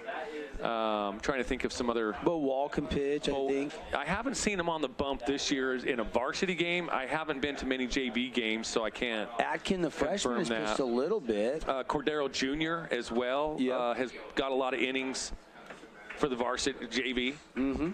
So. Turner walks Cason Bell. And we both know during that tournament, depending on how deep you go, you will have some JV pitchers. Well, especially if you drop in the one-loss bracket, side of the bracket early in the state tournament. There's no question. Your pitching can get exhausted. Yes.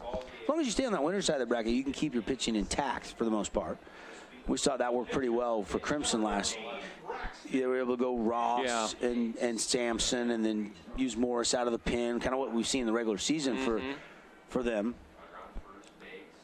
Turner missing outside. And that's what made that 2019 Desert Hills baseball team so special. Still probably the best high school baseball team I've ever seen with my own eyes. You know, you had Drew Thorpe, Cason Turner's older brother, Dallin Turner, also on that staff. And Just they had so many arms. Were you there the night Dallin Turner hit the kid? Yes, from Hurricane. Yeah. I can't remember his name, but yes, I do remember that. I was calling that game, and that was a scary moment. So scary. Because he throws about 100 miles an hour. Dallin and Kaysen are two totally different pitchers, even though they're brothers. Dallin, he had serious velocity, and Kaysen Turner works more on movement. 5-1 Flyers lead. 1-1 pitch coming here. And, Desert Hill's still in this game. Chasing 4 is not out of the question for this team. But you have to keep it at 5-1. Chasing 3, chasing 4 is one thing. But when you're chasing 6, 7, and 8, that's a tough task against any team, especially a good pitching and good defensive team like the Flyers are.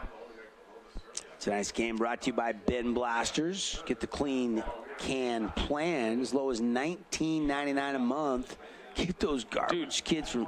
You don't want those cans getting soda and grass clippings. Well, that's the smellers, the grass clippings. Yeah. So yeah, Bin Blasters. I'll tell you what, that is a first world luxury. Is when you have a clean garbage can, not just clean, but it smells clean too. I had the guys come out and clean my cans just last week. Oh, it's a different world, isn't it? It is nice. That's one of our first world luxuries, is that we have people that will come around and clean your garbage can. Here's the 3-1 pitch for Turner. Popped him up, but it's going to be off the bat and in trouble. And give it a look, but it's going to be a Cache Valley Bank foul ball off the bat of Braxton Yates. Kyler Terry and Cole DeCastro over there, second, third, were giving chase. Yeah, Kobe Goodman was joining the chase as well, but yeah, just out of reach of all three of them. Full count here. Kaysen Turner looking to see if he can't get an out on the board. Get a ground ball would be optimal. Runner will go, swing and a pop-up, and that's going to get out of play. And everybody will reset. Count remains 3-2. Kaysen Bell actually moves pretty good over there at first. You don't see him run a lot when he's pitching because he's usually hit when he's pitching. Right. But he's a good athlete. He is. Gaining a lot of attention.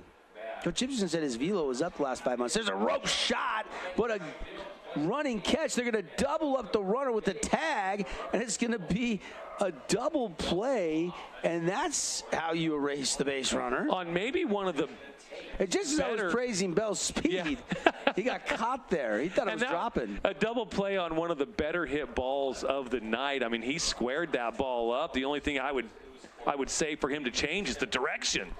Well, and because is that Tate out there? It is Titan Tate, yeah. Because he was coming in, that's pretty short throw. Let's take a look at our SNS Mechanical replay here. He hit it hard, Yeah, he did. He squared it up. And Bell's going. He thinks it's dropping. And then he knows he's caught. Yeah. Here's Boston Vest now with 2 outs and nobody on base. But the Flyers lead 5-1. That's got to be a good feeling for Turner to come in and get that kind of a double play. Yeah, for sure. Line out, throw him out. Because, again, this is a kid that's not going to blow the ball past you.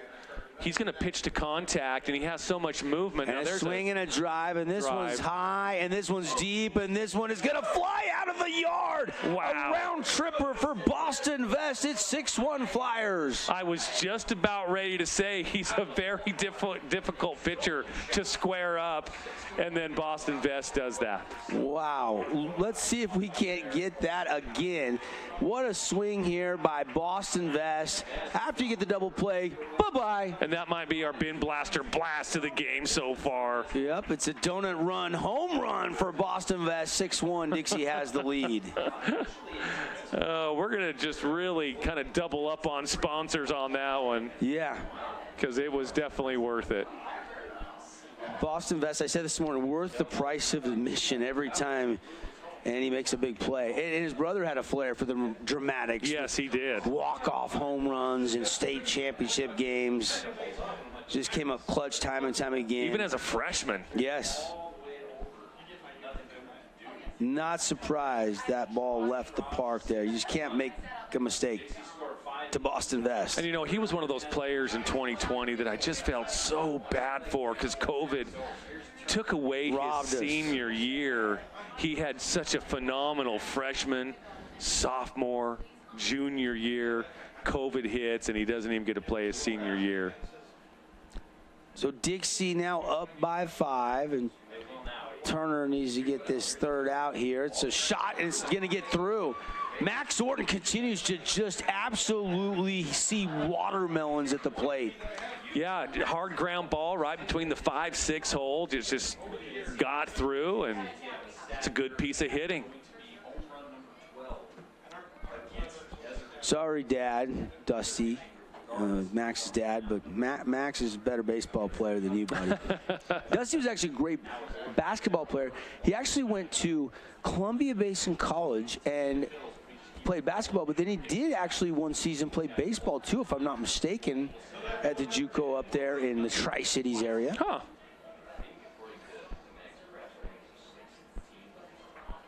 Here's the pitch, and that one just down low. Must have been down, just a down look, just barely. That looked like a pretty good pitch. We're bottom 4th. Vest just made it 6-1 on the Wilkinson scoreboard. Blake Watson is at the plate. Orton just singled through the hole. So 1 on, 2 outs, and a 5-run lead. A swing and a miss from Blake Watson, who looks frustrated a little bit as he takes a slow walk out of the Buck Brand beef batter box. Talk about a strong kid, Blake Watson. Just a big, strong kid. What is he, about 6'3", 6'4"? Yep. Had a great football season. He did. Playing everywhere. Saw Coach Munkers today. He said he was coming to the game. Longtime Flyer football coach. A lot of coaching vacancies all of a sudden in Region 10. I was just going to bring that up, too. You know, a few over at Crimson that's opened up. Desert Hills football. Snow Canyon boys and girls basketball. Yeah, boy, yeah.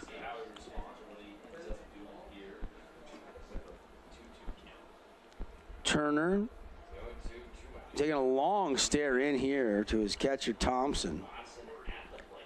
Now, is Thompson wearing the intercom tonight, Mark? Yes. Okay, there's a swing and a hop up into the alleyway in between right and left, and a diving catch by Wells. It goes off his mitt.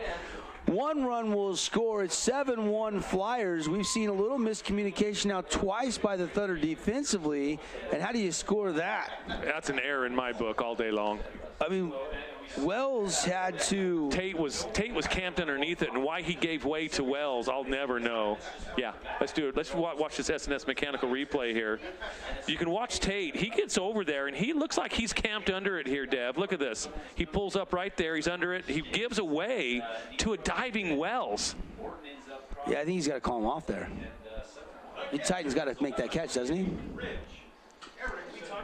And the mistakes starting to stack up. We saw a one-hopper pass first for an error. We saw another playable ball where Tate and Fillmore didn't communicate. Now we've seen another one, and all of a sudden all that, plus some really good hitting by this Flyers lineup, and it's 7-1 Dixie in inning number 4. You can't give a good team like Dixie, Snow Canyon, Crimson, you can't give them 5, 6, 7 outs an inning. They will burn you every time. And there's a called strike to Ridge Erickson from Turner. Are you surprised they lifted Musgrave so early, or has that kind of been routine for try to get him to the 4th, 5th there? It has been kind of routine, and whether I agree with it or not, I'm always one of those guys that, hey, let's shot back to the pitcher. Turner goes and gets it. Looks like he's mad as he fires it over to first. And you know what? He should be. He should be. He pitches to contact. His defense kind of let him down a little bit. Yeah, mistakes adding up. All right, we're in the bottom of the 4th. Moving to the top of the 5th, we come back. Huge run, a blast home run off the bat of Boston Vest. And then some mistakes to add to the total. And it's the Flyers by 6 here in our Boulevard Home Game of the Week. We'll be right back on the Fan Sports Network. Stay with us. Adams Wealth Advisory is a financial planning firm that is combined with an investment firm to provide the best possible outcomes for our clients. I always believe if you're intentional with your financial plan, things are going to work out really well for you. Visit AdamsWealthAdvisors.com or call 752-1702 to schedule a time with an advisor today. We are Utah's financial outfitter, and we're here when it's time for your business to climb higher. Cache Valley Bank, mountains await. Member FDIC, equal housing lender. Did you know that St. George News has a new app?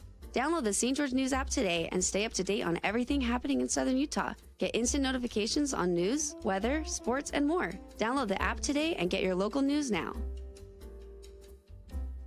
Check out this week's edition of TGIF on stgeorgenews.com. TGIF is your weekend adventure guide to all the fun and exciting things going on in Southern Utah this weekend. Find this week's edition at stgeorgenews.com and click the shows on the menu tab. Have a blast this weekend. Field. We're going to the top of the fifth. Dixie up 7-1 on our Wilkinson's House of Lighting scoreboard. And Desert Hills, Dev, they need to get some bats going here. See if they can't, make this a game of it a little bit. Yeah, still looking for some hits, aren't they? Yeah, Yates has really controlled this game from the get-go. Musgrave came out first 2 innings, kind of cruised along. Both pitchers were cruising. Bottom of the third kind of got away from Musgrave a little bit. He put some out over the plate. Defense made a few mistakes as well. And again, you can't give this this Dixie team 5-6 outs. They will get you every time, just like Snow Canyon will, just like Crimson will. Good teams will make it hurt. Seth Wells will lead off for the Thunder. Wells trying to get a little rally going here. And he owes his pitcher a hit because what happened out there in the outfield, again, I'm not quite sure of the communication. But tries to bunt his way aboard, but it's off the plate. It's a foul ball. And I did say early in the game that he will do that. He'll do a push bunt between third and short. He probably leads the region in drag bunts. And coming from a right-hander, that's quite impressive. Yeah, no question about it. And there's a pitch called strike. It's the bottom of the K zone, it looked like. Now he's down 0-2, so that takes the bunt option out of play now. He's going to be swinging away. And that one framed up by Ridge Erickson, didn't get the call. 1-2 the count now here in the top of inning number 5, 7-1 Flyers lead. Again, we'll be naming our Morgan Pest Control defensive play of the game.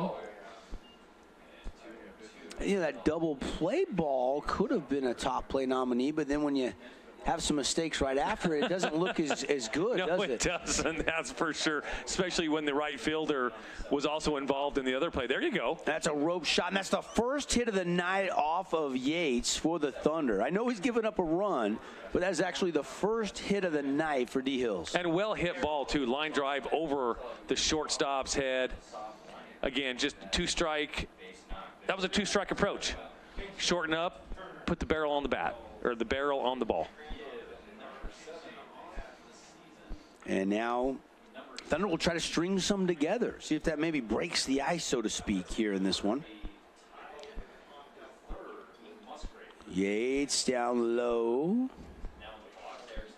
They've got 9 more outs to go. Yeah, Turner's staying in to hit here. Hitting for Musgrave, right? Yeah.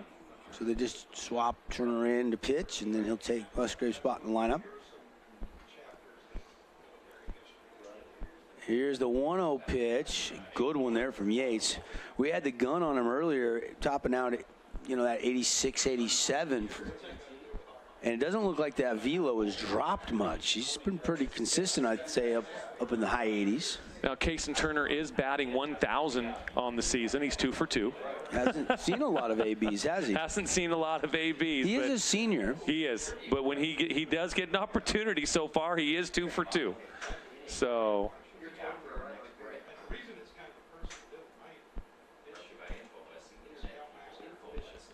Yeah, we're ready to play now. 2-1 count. And the pitch, and that one popped straight back up and out of play.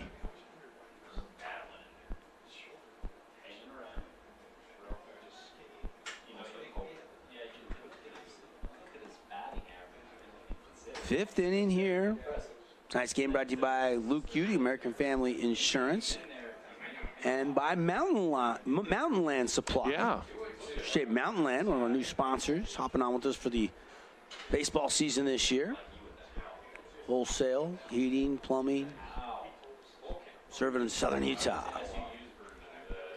We'll count now to Turner. Yates kind of taking a long look at the runner at first. Now I'll go ahead and throw over to first. Back in time, no problems. Yeah, pretty easy. And it just bugs me as an ex-coach that you got back so easy and they go back right to the same spot. Don't you go a little further? Yeah, learn from that a little bit and go an extra step. Lost him. That one just inside ball 4. So a hit and now a walk, and the Thunder, which they've done a couple of innings already, getting some runners on base and in scoring position with no outs, but have not been able to capitalize other than the one run tonight. Yeah, they struck first. You know, with that 1-0 lead, and then the wheels kind of came off for the Thunder. Defensive mistakes, pitching mistakes.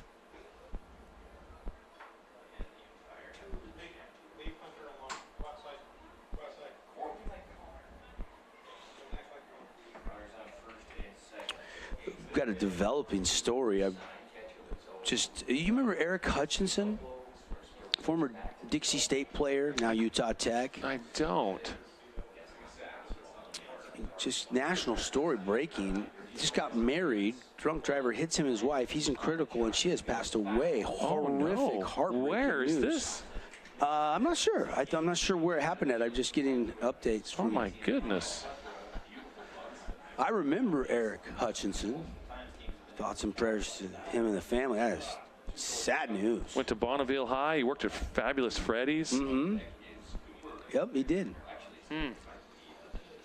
Wow. I don't like getting updates. No, those are not like that. Fun ones to get.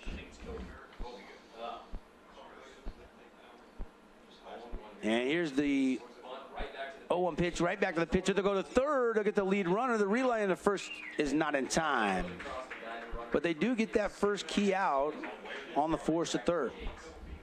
Yeah, laying down that sacrifice, that's the one place that it can't go. It can't go back to the pitcher like that. You have to have him come off of the bump either to the first base side or the third base side. So, yeah, that's the one place that it can't go. I would rather have the player flirt with the foul line and have it go foul rather than go right back to the pitcher. Again, we'll be naming a Hearst Ace Hardware Player of the Game, Ace the Place. Visit Hearst for a variety of products at great prices that will always please you. 2 Southern Utah locations, Heart of St. George and Heart of Cedar City. Our Wilkinson House of Lighting scoreboard, 7-1 Dixie. We are in the top of the 5th with 1 out.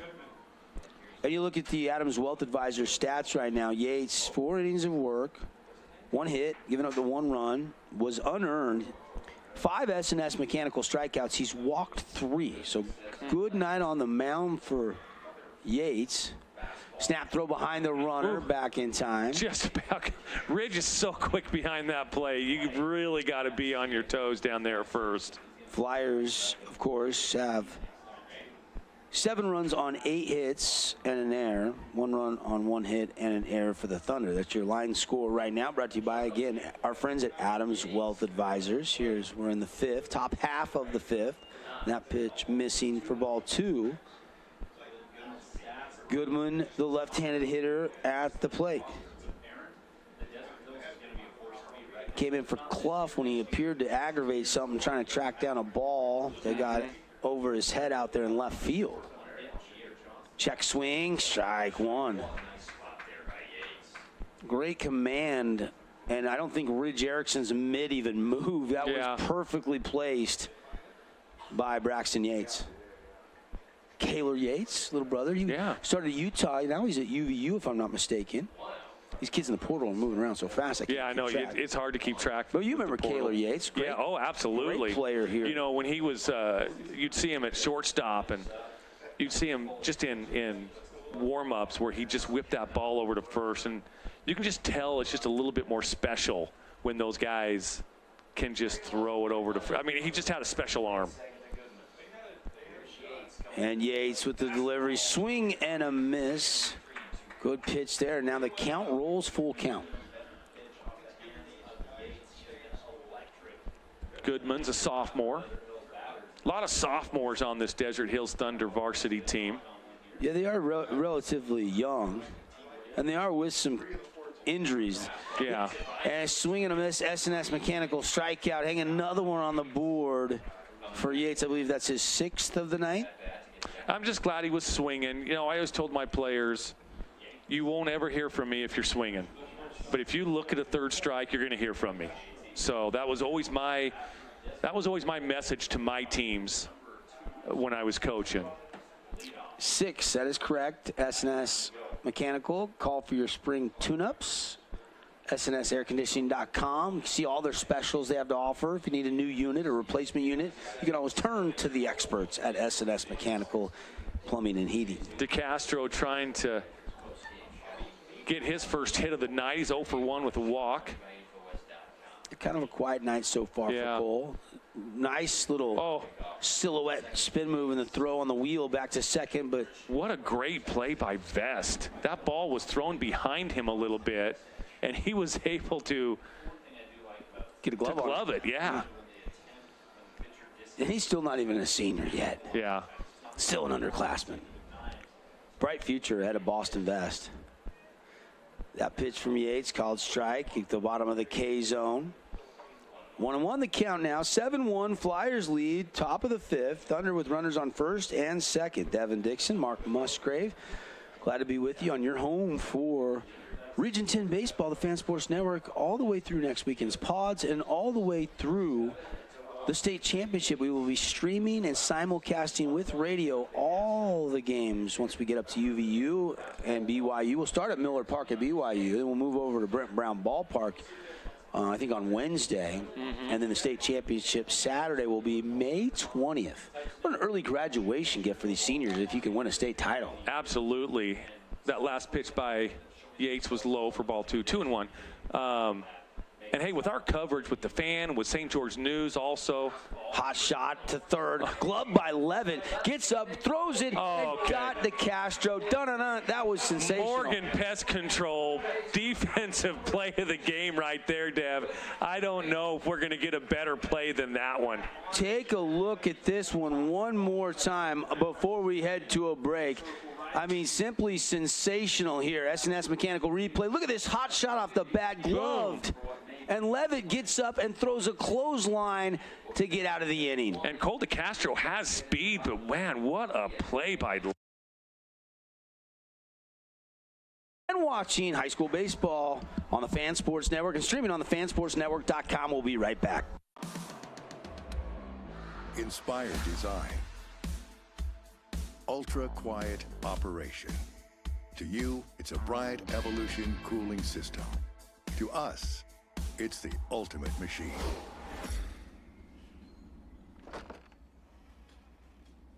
All set. For the dealer nearest you, visit Bryant.com.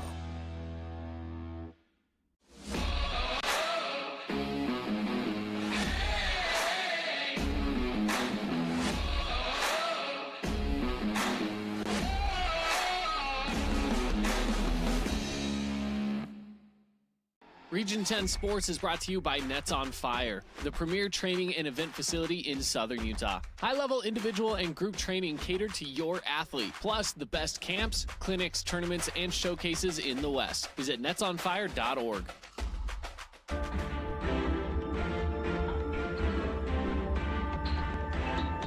Back here at Don Lay Flyer Field, Devin Dixon, Mark Musgrave. We're at the bottom of the 5th. Dixie Flyers up 7-1. over the Desert Hills Thunder right now. And Turner on the mound for the Thunder. For our our listeners, you're not watching this game, just threw up on Facebook and tagged the Fan SN on the Drive Facebook page. We'll get it up on Twitter in a second. That great Morgan Pest Control defensive play of the game. I don't see a better defensive play happening tonight. I see better Logan Levitt. Absolutely. It took a high hop. It did, and he was able to glove it, go on his butt, spin, and then throw a speedy Cole DeCastro out. Sensational. Turner back out on the bump here. Still a 6-run lead for the Flyers. The first of 2 games head-to-head between these 2 teams. Again, Flyers came in number 3 in the RPI rankings this week. Desert Hills was at 6. So 2 of the better teams in 4A this year, but all Flyers so far. Yeah. Casey Turner, next pitch, inside ball 2. 2-0 the count.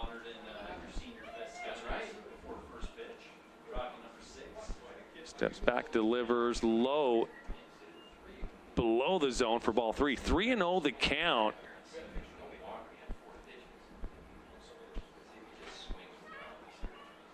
Here to the Flyer hitter. Turner sets, delivers for a called strike. 3-1 the count now. Turner hasn't done a bad job again. Could have had his defense help him out a little bit more, and maybe only giving up that 1 home run on that solo shot by Boston Vest. Instead, a 4-1 lead goes to 7-1 after some miscues in the outfield for the Thunder. Turner works back to a full count. Started him off 3-0. Now we got a full count here. Long look in. Last year or 2, a lot of teams have added the intercom system so the pitching coach or the skipper, whoever wants to, can call the play so the catcher speed the game up a little bit. We don't need a pitch clock. We're moving pretty fast. 7:30 first pitch. We're hour and 35 minutes into this broadcast, and we're already in the 5th inning. That's a pop up to first, an easy play for Reed over there, and 1 away. Well, a lot of these pitchers for both teams, especially as seniors and stuff, but they were under the tutelage of Coach Mark Nelson, and his philosophy as a pitcher and a catcher, get that ball back to the pitcher as quickly as possible. Pitcher, get that ball, get on the rubber, get into a rhythm. And you see that a lot around Region 10. A lot of that comes from Coach Nelly. Is Nelly still doing all the Summit baseball? Yeah. CBA Summit. Well, it's interesting because I was talking to pitching coach for Snow Canyon, Brandon Lyon. Yeah. And, the last couple of years, he let his pitcher and catcher just call their own game. He said they got to learn how to do that. Absolutely. Hot shot through the hole, and it gets into left, and Franco's going to have a 1-out single. He said, though, last year we started using the calm. It worked so good that I've called a lot more pitches the last 2 years than I ever did the 2 years prior. So even a guy that has big league experience who wants these guys to learn, and it depends on your staff, right? It depends on who you've got on the bump, who you've got behind the dish. But we're seeing a lot more teams use the technology. The technology, yeah, for sure. Does Landon prefer it, using it? Yeah, he's never said one way or another. So Franco aboard here in the bottom half of the 5th. Flyers with 1 out. And a rope shot over Kyler Terry's head at third. So back-to-back hits for the Flyers. And the Flyers looking for more, already leading 7-1, and that was roped. Had a top spin on it. Yes, it did. He got out to Goodman very quickly after it dropped behind Terry. The guy that comes to mind that had a swing that looked similar to that swing right there we just saw was Andrew Jones. He always used to have a lot of top spin and would pull him over third. I feel like every time I turn on a Braves game back in the day, that's what that hit reminded me of right there. High praise. Yes, high praise for sure. And now they all want to create that backspin. So it just kind of floats up in the air. That's where you get those moon shots. Levitt's 2 for 3 tonight after that last hit for the Flyers. Blake Watson is 3 for 3. Vest has 2 for 3 night going. That one gets in the dirt, and runners will all advance now to second and third. Yeah, Bell's actually in the box right now, Dev. Yeah. He'd love to make up for that, where he didn't freeze soon enough on that line drive. Yeah. He got doubled up. And he is officially tonight 0 for 0 until he pops this one up into right. Never play at the plate. And here comes the tag, the throw, and he got him. Wow. What a throw by Tate in right field. Thompson applies the tag on Franco, and a hose job by the Thunder for out number 2. And they keep a run off the board. Yeah, we've seen that play, from Titan Tate a couple of times this year where he has just thrown an absolutely strike to home plate, getting him out. Let's take a look at that one more time as we saw them preserve a run down by 6. Pretty routine pop-up. 2 outs, so you're gambling a little bit here that the throw's got to be perfect. And boy, does he whip it in there. I mean, a little off the plate, but right into the runner. But it was up the line. I'd rather have it be up the line than closer to the Thunder dugout. Where you have to try to run absolutely. to it. Absolutely. Yes. So that'll do it. We move to the 6th. Flyers leading on the Wilkinson scoreboard over Desert Hills 7-1 here on the Fan Sports Network and streaming on the fansportsnetwork.com. Hey, it's Sheldon Demke. Check out the latest episode of What's on the Menu, a behind-the-scenes tour of local restaurants. We'll see some of their favorite dishes and get an inside look on how these dishes are prepared. Check out this week's episode at stgeorgenews.com and click the shows on the menu tab. As a local business owner, it's important to get the word out about your business. More people equals more revenue for you. Get your business in front of over 160,000 people in southern Utah each week with St. George News. Contact St. George News today. This cheesesteak is so freshly grilled, you could still hear it sizzling. I can hear it too. Me too. Actually, it's the Hello? Cheesesteak? grill. Grilled right in front of you. It's a Jersey Mike's thing.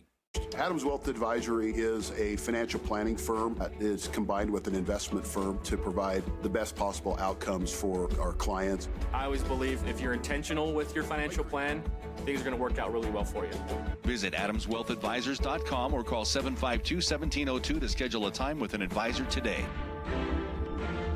Hey, welcome back. High school baseball here on the Fan, presented by the Boulevard. 7 runs on 10 hits, 1 error for the Flyers. 1 run on 1 hit, 1 error.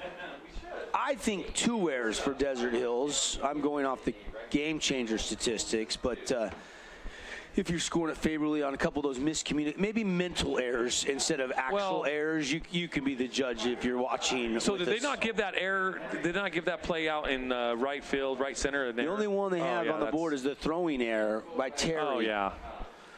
And they could realistically have 3 if you wanted to really score tough. That one out in right center, I don't know who do you give it to? And who do you give it to? Exactly. That's what I was going to say. It's more, like I said, it's more of a miscommunication, mental error than maybe. And I think those should be accounted for. But we go with the score line, and regardless, Flyers win on the scoreboard where it matters most. 7-1. Because I'll tell you what, Cason Turner or the pitcher is like, hey, dude, that's not a hit. That should be caught. Jace Fillmore, and a hot shot, and it gets through past Max Orton at second, and Philly's going to turn and dig, and he's going to get second base. Is he going to go for 3? No, he's going to put the brakes on. It's a stand-up double for Philly. Yeah, and that's a good decision. Nobody out. There's no reason to make that third out or that first out at third base. So, yeah, good decision there. He's fast, though, isn't he? He is fast. Fillmore, who grew up playing baseball, basketball, and plays golf on the Desert Hills golf team. Actually stopped playing basketball about a year ago. Okay. Didn't play this last year. Focusing on baseball. Still planning on playing golf in the fall sport, obviously. Yeah. He can bomb it. Big hitter for a little guy on the golf course. Oh, wow. Yeah. He's 320, 330 easy with the driver in his hand. Easy. And now, is this your 320 or is it a legit 320? This is a smooth, like, I bet he's 112, 113 club head speed with the driver. That's pretty good. If he's in the center of the face, a little tailwind, I bet he'd go 360. And what's Jace, 5'8"? No, if that. 5'7"? If that, yeah. Yeah. Sorry, Ryan, you're not. No, it's right. I'm not going to blame that one on Brandy. Yeah, we're going to blame that one on Brandy for sure. So Philly with the double, nobody out, and a swing. And did he get a piece? He did, yes. Foul tip off the bat of Kyler Terry, and it's 2-1. Desert Hills looking to put any type of run together here where they can get maybe, get 2 or 3 this inning, and then you have if you can hold the Flyers in the bottom half of the inning, get 2 or 3 more, get back in this game, maybe tie it up. But a big task ahead of them with only 6 outs remaining. The sophomore Jake Andreas, who has come in to pitch, breaking ball, and a pretty one. Got a really good season going on the bump. We saw him come in and close the game last Friday. Bell had 10 strikeouts, but he came in and got the final 3 outs against the Warriors. Came in and did a pretty nice job. He only made 1 mistake in the back end of the Tuesday game last week when Corbin Hafen took him yard. But we've seen some good numbers from the sophomore. ERA 0.75. He's 2-0. Yeah, that's great. Only made 1 start this year, 4 appearances. So somebody that Coach Gibson is getting more work here later in the season, and an arm he'll need at state. And that's strike 3 to Kyler Terry, swinging and a miss, kind of chased out of the zone. Andreas 9 1/3 coming into tonight after that S&S Mechanical strikeout. He has given up just 6 hits, 1 run. It was earned, and he's struck out now 19 on the season to 7 walks. Those are the numbers on Jake Andres. First pitch low and probably a little bit outside, ball 1.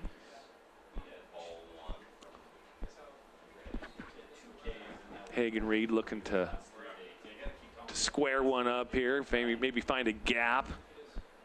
This kid's electric. And that one just down low.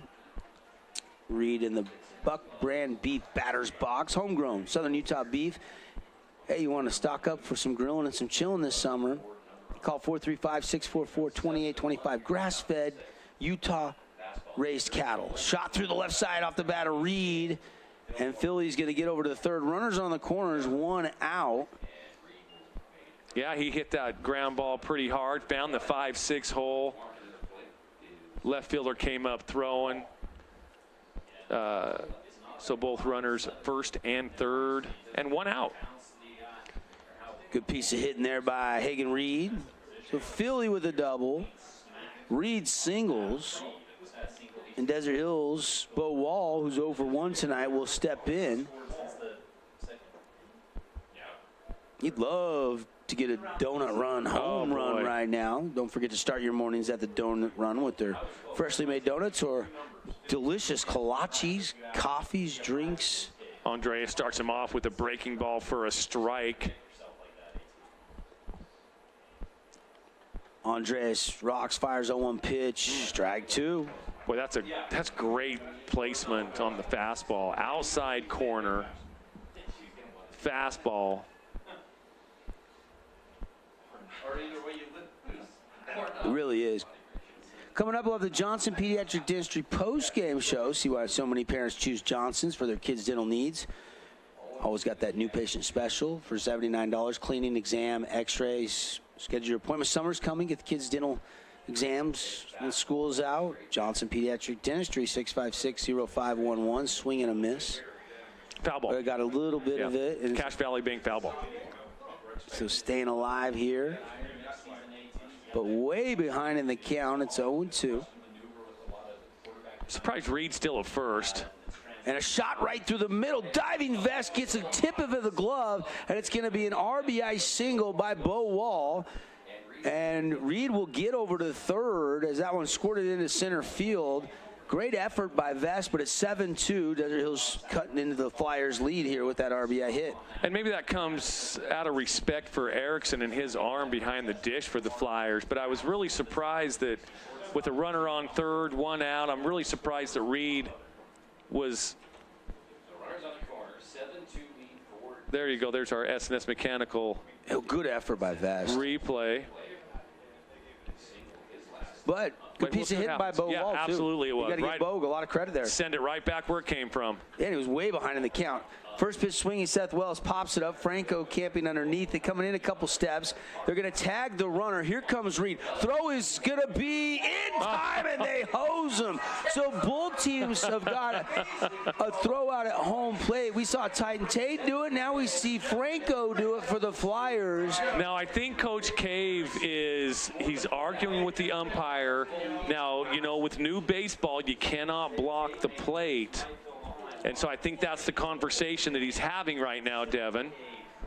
Which, if they take this away from him, I say it's a shame, because what a play by Erickson. They're going to call him out. Okay. Yeah. Which I think is the right call.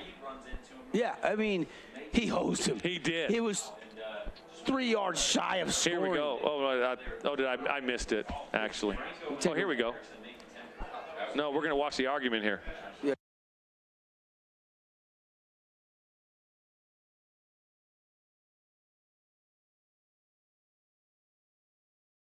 Maybe when we come back on the Fan Sports Network. 7-2, Flyers do get a run as we move to the bottom of the 6th here. Thanks for listening and watching on your home for local sports.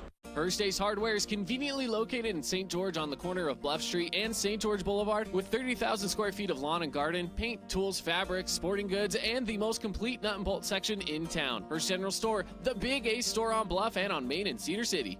We are Utah's financial outfitter, and we're here when it's time for your business to climb higher. Cache Valley Bank, mountains await. Member FDIC, equal housing lender. Check out this week's edition of TGIF on StGeorgeNews.com. TGIF is your weekend adventure guide to all the fun and exciting things going on in southern Utah this weekend. Find this week's edition at StGeorgeNews.com and click the shows on the menu tab. Have a blast this weekend. I'm Aaron Crane, host of the Region 10 Recap. Want to relive the highlights of the game? Look for the Region 10 Recap every week. Just follow St. George News on Facebook or go to stgeorgenews.com. Lighting, a proud sponsor of Region 10 Athletics. Hey everybody, welcome back. Devin Dixon, Mark Musgrave hanging out here on the Fan Sports Network on a Tuesday night showcase. And how about the job for the pitching staff of the Flyers? Combined effort tonight, and we've got a 7-2 game. Not over yet. Turner's got to go back out there, and Desert Hill still has a lot of work to do, but they lead by 5. Yep. Yeah, they really have put together a nice game here. Just kind of 3 or 4 hits scattered throughout the game. Flyers 7 runs on 10 hits. 2 runs on 4 hits for the Flyers. Yeah, and I'll tell you what, we've got 3 nominees for the Morgan Pest Control Defensive Play of the Game.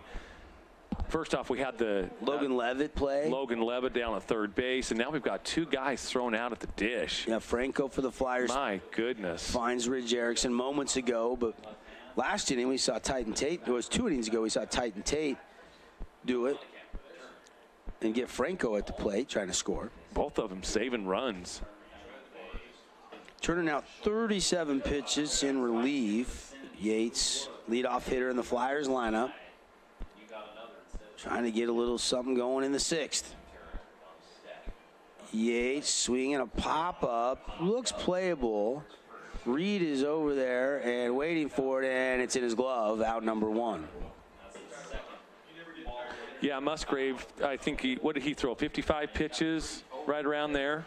So he will be available for Friday. You were asking me earlier, you know, kind of what my thoughts were on that. The decision on that to maybe use him if needed. And they did that before, and it kind of came back and kind of bit the coaching staff for making that decision, because even in this game, what was it, 4-1 when he got yanked right around there? You're still in this ball game. Well, they did that against Snow Canyon and took him out at 50 pitches and thinking they were going to use him on Friday night at Snow Canyon, but that game was over in the 2nd inning. Yeah. So didn't end up I always have the philosophy of try to win the game that you're in and don't think ahead into Friday. Boston Vest, last time he was in the Buck Brand Beef batter box, went yard to left field. Boston having a season hitting .409. That might go up a little bit tonight, as got a multi-hit game. 2 for 3 with 3 RBIs. He had a 2 RBI double Then a solo shot home run, having himself a night. Yeah, for sure. Turner rocks, fires high. And it's 3-1. Yeah, you might be a little bit careful after I just served up a ball to vest. Yeah, for sure. Took towards the middle school here. Yeah, he's nibbling. And he beamed him. He just hit Boston vest. I don't know. I don't think he meant to do that. No, he did not. He definitely not want to be making a mistake there and just way too far inside. Yeah. Vest took it. And even those first 2 pitches leading up to that pitch were inside. He just missed his spot. Got away from him. So Vest will trot over there to first base with 1 away. And here is Max Orton hitting 3 spot tonight for Coach Gibson. Again, I didn't even, Mark, usually you, me, Caden, Paul, Connor, we all get together and we look at our, Finley Subaru Player of the Week. We put a Twitter poll out every week, and we appreciate the partnership with Finley as that's going to get down in the dirt. And Vest is going to get hosed his second. Pretty good job by Thompson with the throw down. Yeah, Thompson came up. He didn't catch the ball cleanly, but the ball was in front of him. He came up, grabbed it, threw it down. Cole with a nice grab and tag. Boston Vest trying to get a Jason Baum equity home loan stolen base, and he cannot. He is caught stealing. Denied. But I was going to say, Max Orton made it so easy with a perfect week last week as they split with Snow Canyon. And he's your winner. Yeah. It's going to be fun to see the next couple weeks who the nominees are with state soccer starting tomorrow for our 4A boys. Dixie will host Cedar tomorrow night here at Dixie High. That's the 8-9 matchup. Yes. Desert Hills will be hosting Hurricane tomorrow night. With them losing last Friday to Cedar, they ended up dropping to the 3 seed in the RPI, so they don't get the bye. Right. Of course, Crimson is the 2 seed, so they won't play tomorrow. We'll see them later on in the 4A state soccer. And really all it did change was that they have to play Cedar. They'll have to go through Crimson. They'll meet up in the semis if it goes chalk. Yep. If they both win like they're supposed to, they'll meet up in the semis. And they split the head-to-head meetings. I think both were 1-goal games. Orton now takes another ball, backs out of the box. Flyers leading 7-2. We're in the bottom of the 6th inning here at Dixie High School. High chin music and lost him. And Orton, again, just finds a way to get on base. I was talking to Shane Mortensen today, our friend over at AWP, friend of the station. And he's pretty excited for it, with Taven being on the soccer team and kind of moving forward. But yeah, he's looking forward to that semi game. He wasn't, counting on. We should get there. If it goes chalk, we'll be very excited to play him again. Max Orton has a higher on base percentage than Boston Vest this year. That's pretty impressive. That is. He's second on the team. Only Case and Bell has a higher OBP. 2 outs here, 1 on. Flyers in control, up by 5. Turner at that wide stance, then starts to wind up on the pitch. Downstairs, ball 1 to Blake Watson. Blake has been raking tonight. 3 for 3 with an RBI. Yeah, he's having a really good senior season.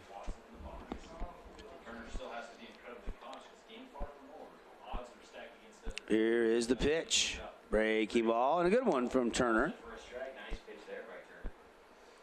He's fighting. He is.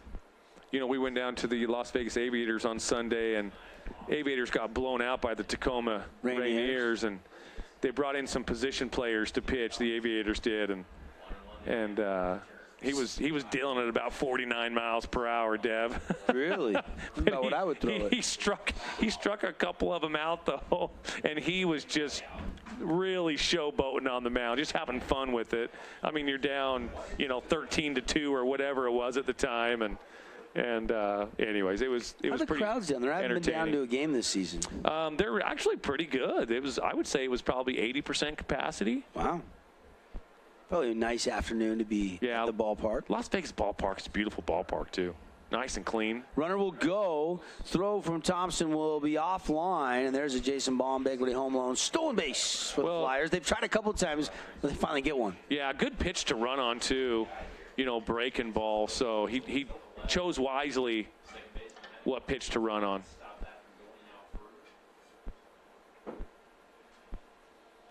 Desert Hills got one in the third, had a brief 1-0 lead. Flyers answered with 5 runs if you're just tuning in. Flyers then added 2 more in the fourth, and that one's a chopper, and it's a Cache Valley Bank foul ball. Nobody was able to add a run in the fifth. 1 run in the sixth on a RBI single up the middle off the bat of Bo Wall. Now the Flyers here in the bottom half trying to answer up 7-2. Again, 2 runs on 4 hits, 1 error for the Thunder. 7 runs on 10 hits, 1 error for the Flyers. We get Nets on Fire update on the other games going on tonight here in a moment. You got Hurricane and Crimson and Cedar and Pineview. Pop up, infield fly, and that'll do it for the 6th. We move to the 7th. Flyers in control on the Wilkinson scoreboard, 7-2. Here on the Fan Sports Network. We'll get you some updates when we come back. The other games tonight. Adams Wealth Advisory is a financial planning firm that is combined with an investment firm to provide the best possible outcomes for our clients. I always believe if you're intentional with your financial plan, things are going to work out really well for you.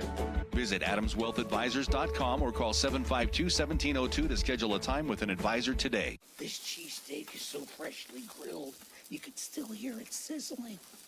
I can hear it too. Me too. Actually, it's the Hello? Cheesesteak? grill. Grilled right in front of you. It's a Jersey Mike's thing.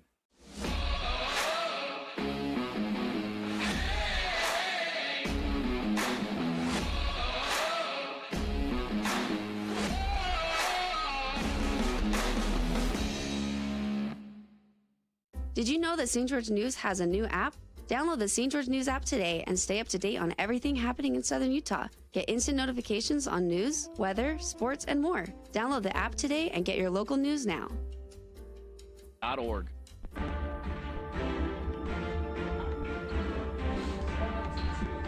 Flyers 3 outs away from a victorious first game of a home and home. They'll meet again on Friday night. That'll be our next broadcast presented by Bucks Ace Hardware.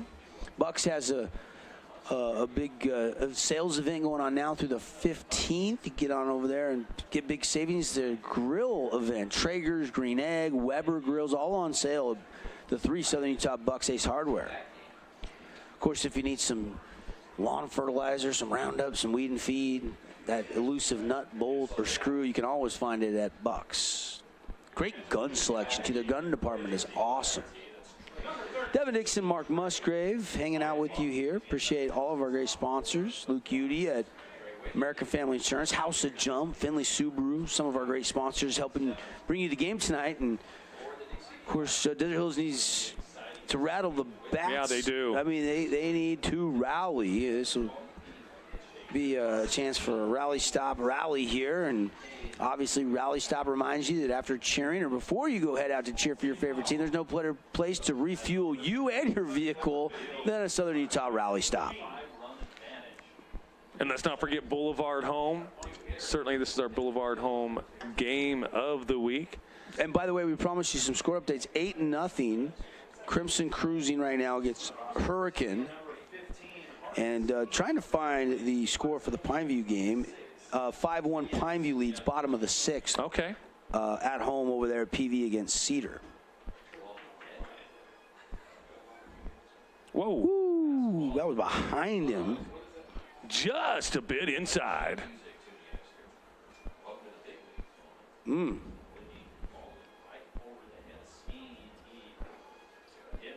Pineview 5-1. Had such a slow start to the season. Yeah. I think they were 0-8 before they got their first region win. And that one back to Andreas, who just nonchalantly throw it over first for 1 away. So your current score is 8-0. Crimson leads Hurricane. Here it's 7-2. Flyers leading the Thunder, 2 outs away from the win. And 5-1 in the 6th. Pineview leading Cedar. Appreciate Nets on Fire.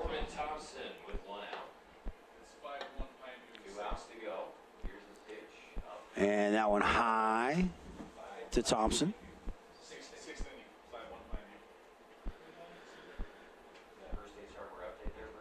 Good people at Dixie keeping us updated. It looks like it's 5-1 Pineview lead in the 6th right now. High ball 2-0. Yeah. And Andres, though, man, I'm watching him closely, Mark.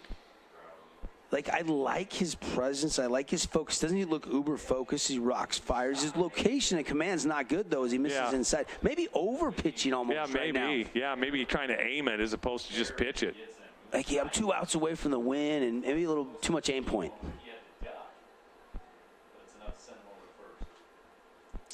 Kobe Goodman now stepping in for the Thunder.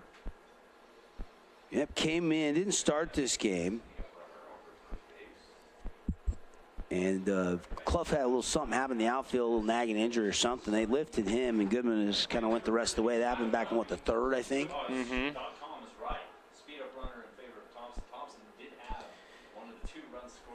Here's the windup and the pitch, and it's down and away, ball one.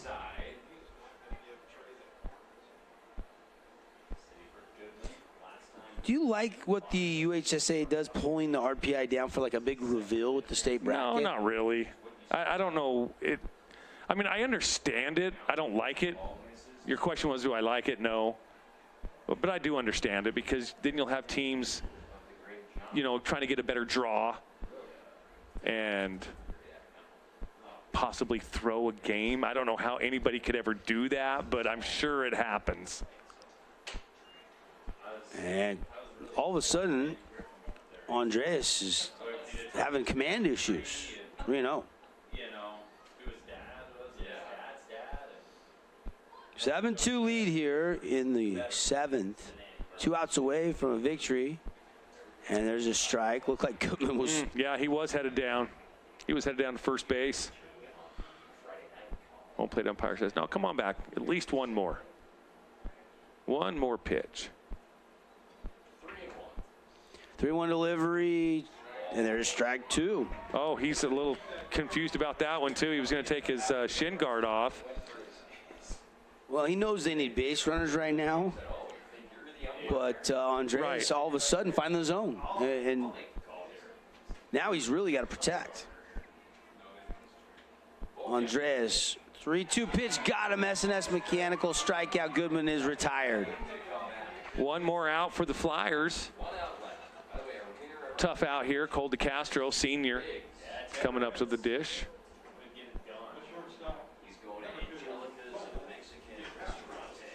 So here's Cole DeCastro, leadoff hitter, senior.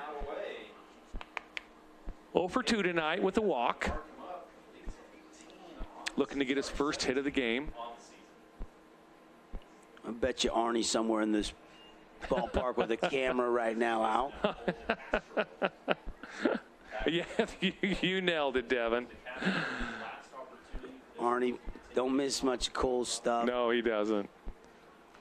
And there's a foul tip, and it's Cache Valley Bank foul ball here. Is he squaring a bunt there? Yeah, he is. He's struggling at the plate, and, sometimes those drag bunts will just kind of break you out of that slump. He's in a little mini slump. 1-1 pitch. Thunder down 5. Swinging and a miss, strike 2. Big swing by DeCastro there. Just a little bit elevated in the zone, and he couldn't catch up to it. Fillmore would be next, but only if Castro can reach safely. High, 2-2. Yeah, nice discipline there by DeCastro. Lays off that high cheese.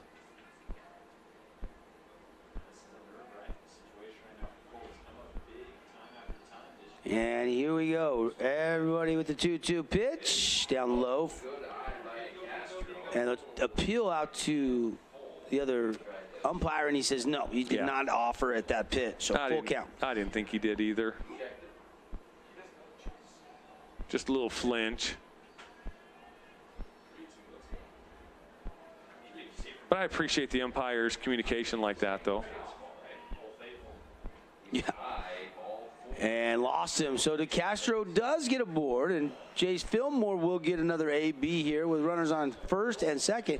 And Philly ripped a double last time he was at the plate. Probably the hardest ball that Desert Hills has hit tonight. Got in the alleyway and right center all the way to the wall. Thought he might stretch it and try to get the triple, but stand-up double, no problemo. Mm-hmm. And now the wind is absolutely dead still here at Dixie High. Yep. Thunder down to their last out. rematch Friday night, or does this game get a little more interesting here if Fillmore can do what he did his last at-bat? First pitch, low, ball one. Again, 0.75 ERA, 2-0. Andreas. Is he a sophomore, junior? 19K sophomore. Sophomore, class of 25. Here's the pitch. Trying to get Braxton Yates the win. This is not a save situation. That one missing. That must have been up just a tad. That looked like a pretty good pitch from up here. There's one. 2-1 the count to Fillmore, again, who probably has the hardest hit ball of the Thunder tonight. Double to right center field.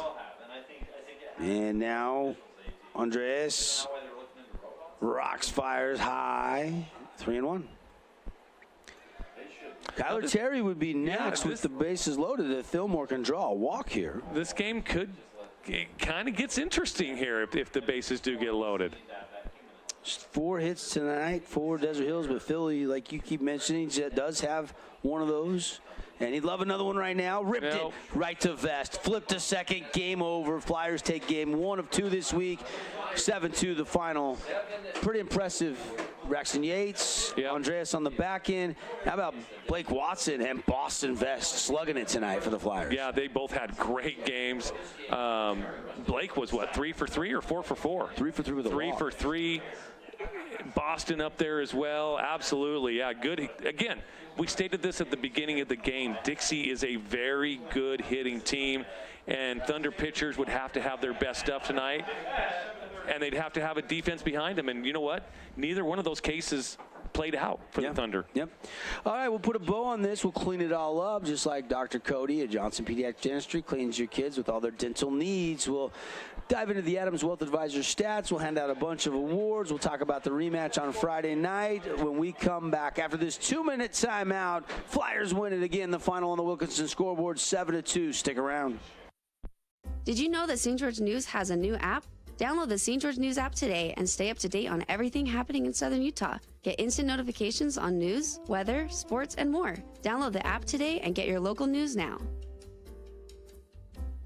First Ace Hardware is conveniently located in St. George on the corner of Bluff Street and St. George Boulevard with 30,000 square feet of lawn and garden, paint, tools, fabrics, sporting goods, and the most complete nut and bolt section in town. First General Store, the Big Ace store on Bluff and on Main in Cedar City. Check out this week's edition of TGIF on stgeorgenews.com. TGIF is your weekend adventure guide to all the fun and exciting things going on in Southern Utah this weekend. Find this week's edition at stgeorgenews.com and click the shows on the menu tab. Have a blast this weekend. Hey, it's Sheldon Demke. Check out the latest episode of What's on the Menu, a behind-the-scenes tour of local restaurants. We'll see some of their favorite dishes and get an inside look on how these dishes are prepared. Check out this week's episode at stgeorgenews.com and click the shows on the menu tab.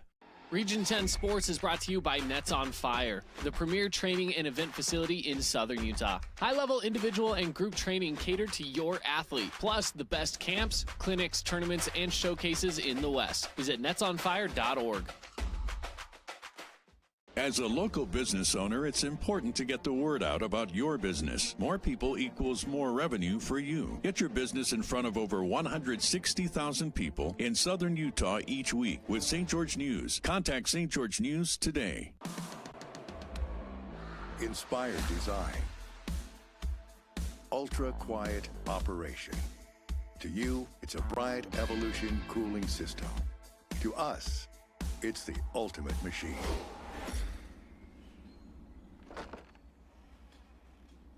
All set. For the dealer nearest you, visit Bryant.com.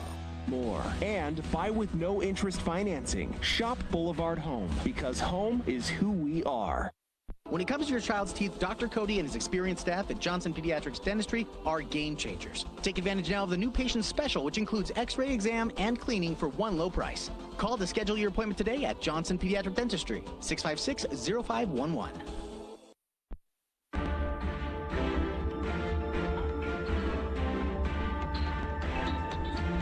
Hey, we're Welcome back, everybody. Johnson Pediatric Dentistry. Thanks for listening and watching. As I'm going to buy a new chair for Roger here in the Dixie press Yeah, box. for sure. You've about went over 7 or 8 times. This is one of those chairs that rocks and leans, but it's got a missing wheel. Oh, yeah. And I still haven't learned. Me and Cody have caught you about 3 or 4 times. Yeah, I haven't fell yet tonight. But the Thunder do fall tonight. By the way, I wanted to point out that Whitney came in that final inning. They actually went to the bullpen again. So Andres worked the 6th, and Whitney came in the 7th, and I didn't catch that, so my mistake. So give him a shout out. Pretty good job there. Got a little trouble there, but was able to work out of it and seal the victory. A 5-run win tonight, 7-2.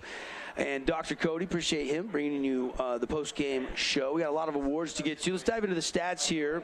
Brought to you by our friends at Adams Wealth Advisors. And pretty efficient night, to say the least. 7 runs on 10 hits for the Flyers. Multi-hit games for Vest, who goes 2 for 3 with 3 ribbies. 2 for 3 night for Orton, who's swinging as hot about as anybody about. Had an RBI. Also drew a walk. Blake Watson goes 3 for 4 tonight. I thought he walked, but the walk was actually Orton later in the game that drew the walk, not Watson. So Watson goes 3 for 4 tonight with an RBI. Multi-hit game for Logan Levitt, and he also had a great play defensively at third base tonight. Now, for our viewers watching on the fansportsnetwork.com or KSLsports.com, we're streaming it there for you as well. You're going to get some highlights. That was the 2-run RBI double by Boston Vest. That was his first hit of the night. And the Flyers were trailing 1-0, and that gave them their lead, and they never looked back. That's exactly right. Boston Vest he just really filled up the box score, and I'm looking at this. You know, not only was he 2 for 3, but he had 2 runs scored, 3 RBIs. I mean, he just really filled up the box score stat sheet. Yeah, I think as we're handing these out, we can kind of give out some awards. There's got to be some award for Boston Vest tonight, either the solo shot home run, the RBI double, maybe your AWP Playmaker game, or you just make him your Hearst Ace Hardware Player of the game. I'm going Hearst Ace Hardware Player of the game. Yeah, I agree. And Boston Vest has had that award before, and most likely it's not the last time we'll give him that award if the Flyers play deep into the state tournament. Yeah, and again, we looked at Watson going 3 for 4, Levitt going 2 for 3, but what kind of stands out to me is that Vest scored twice as well. He had 3 RBIs. He was involved in 5 of the 7 runs for the Dixie Flyers. Really, if you want to be pinpoint, and the only mistake really is he got thrown out a second trying to swipe a bag. Yep. Other than that, really, he had a couple great plays. Even the diving one that was the RBI up the middle by Bo Wall, he gave it everything he got, just nicked off the webbing of his mitt. So really nice night for Boston Vest tonight. Your Hearst Ace Hardware Player of the game. Go check out all the hot buys as an Ace Rewards member. Heart of downtown St. George, heart of Cedar City. Ace is the helpful place.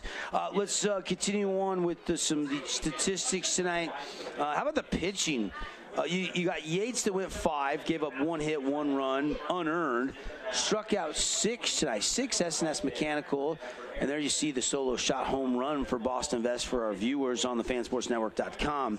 And then Andres comes in, gives up 3 hits and a run. So they go to Whitney, and Whitney walks 1, strikes out 1, and works out of some trouble there and seals the deal. Yeah, a good pitching tonight for the Flyers. And we knew that was going to be the case. Ibsen always has his pitchers ready to go, whether it's on the front end or the back end. He's always got a great pitching staff here at Dixie High School. Yeah, yep. All right, Morgan defensive. Well, before we do that, let me look at the stats for Desert Hills and pick their Hearst Ace Hardware Player of the game.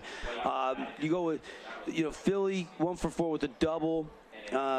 Hits by Reed, hits by Wall. Wells had an RB. No, it wasn't an RBI hit, but he had the hit. Wall had the RBI hit tonight.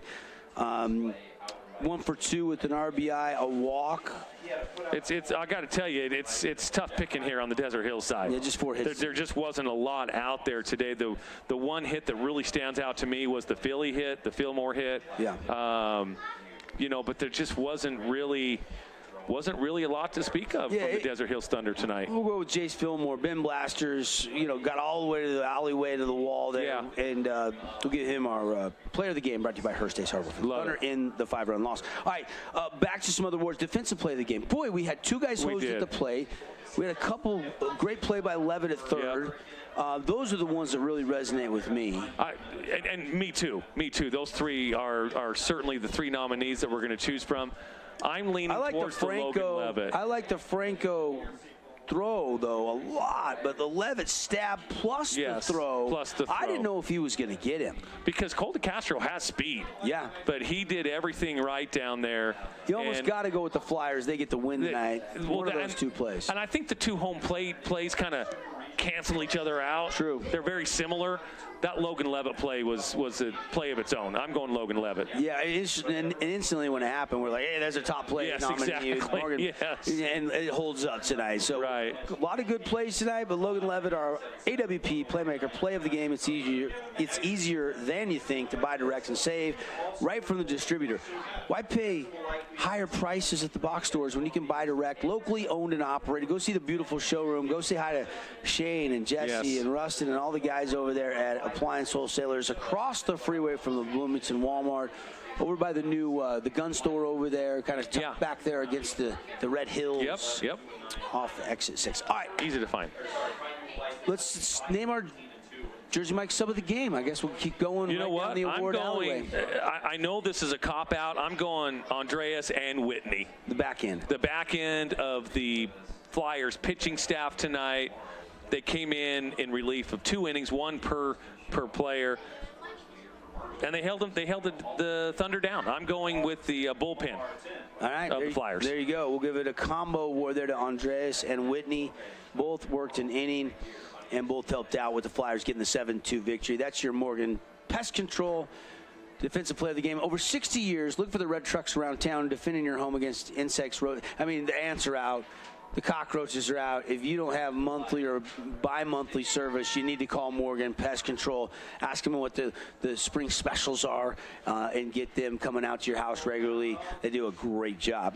All right, man, sub of the game, Goodman? Jersey Mike, sub of the game?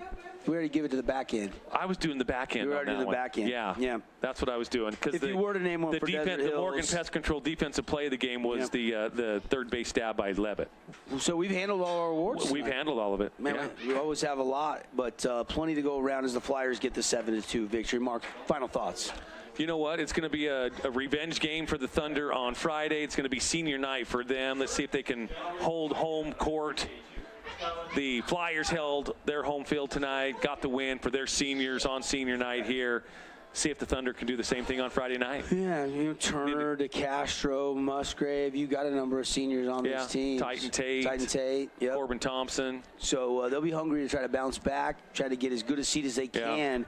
Desert Hills could be anywhere on Saturday when the RPI final RPI don't even know. seats everybody for the state tournament. If they split with Dixie, maybe they move up to 5. If they split, maybe they stay at 6. If they lose again Friday, maybe they drop to 7. Right. Somewhere in that 5, 6, 7 range is our best guess, but we won't know that until we see how Friday plays out. Before we go to last score updates we got was 8-0. Crimson was cruising over Hurricane. And bottom 6, Pineview was up 5-1 over the Cedar Reds.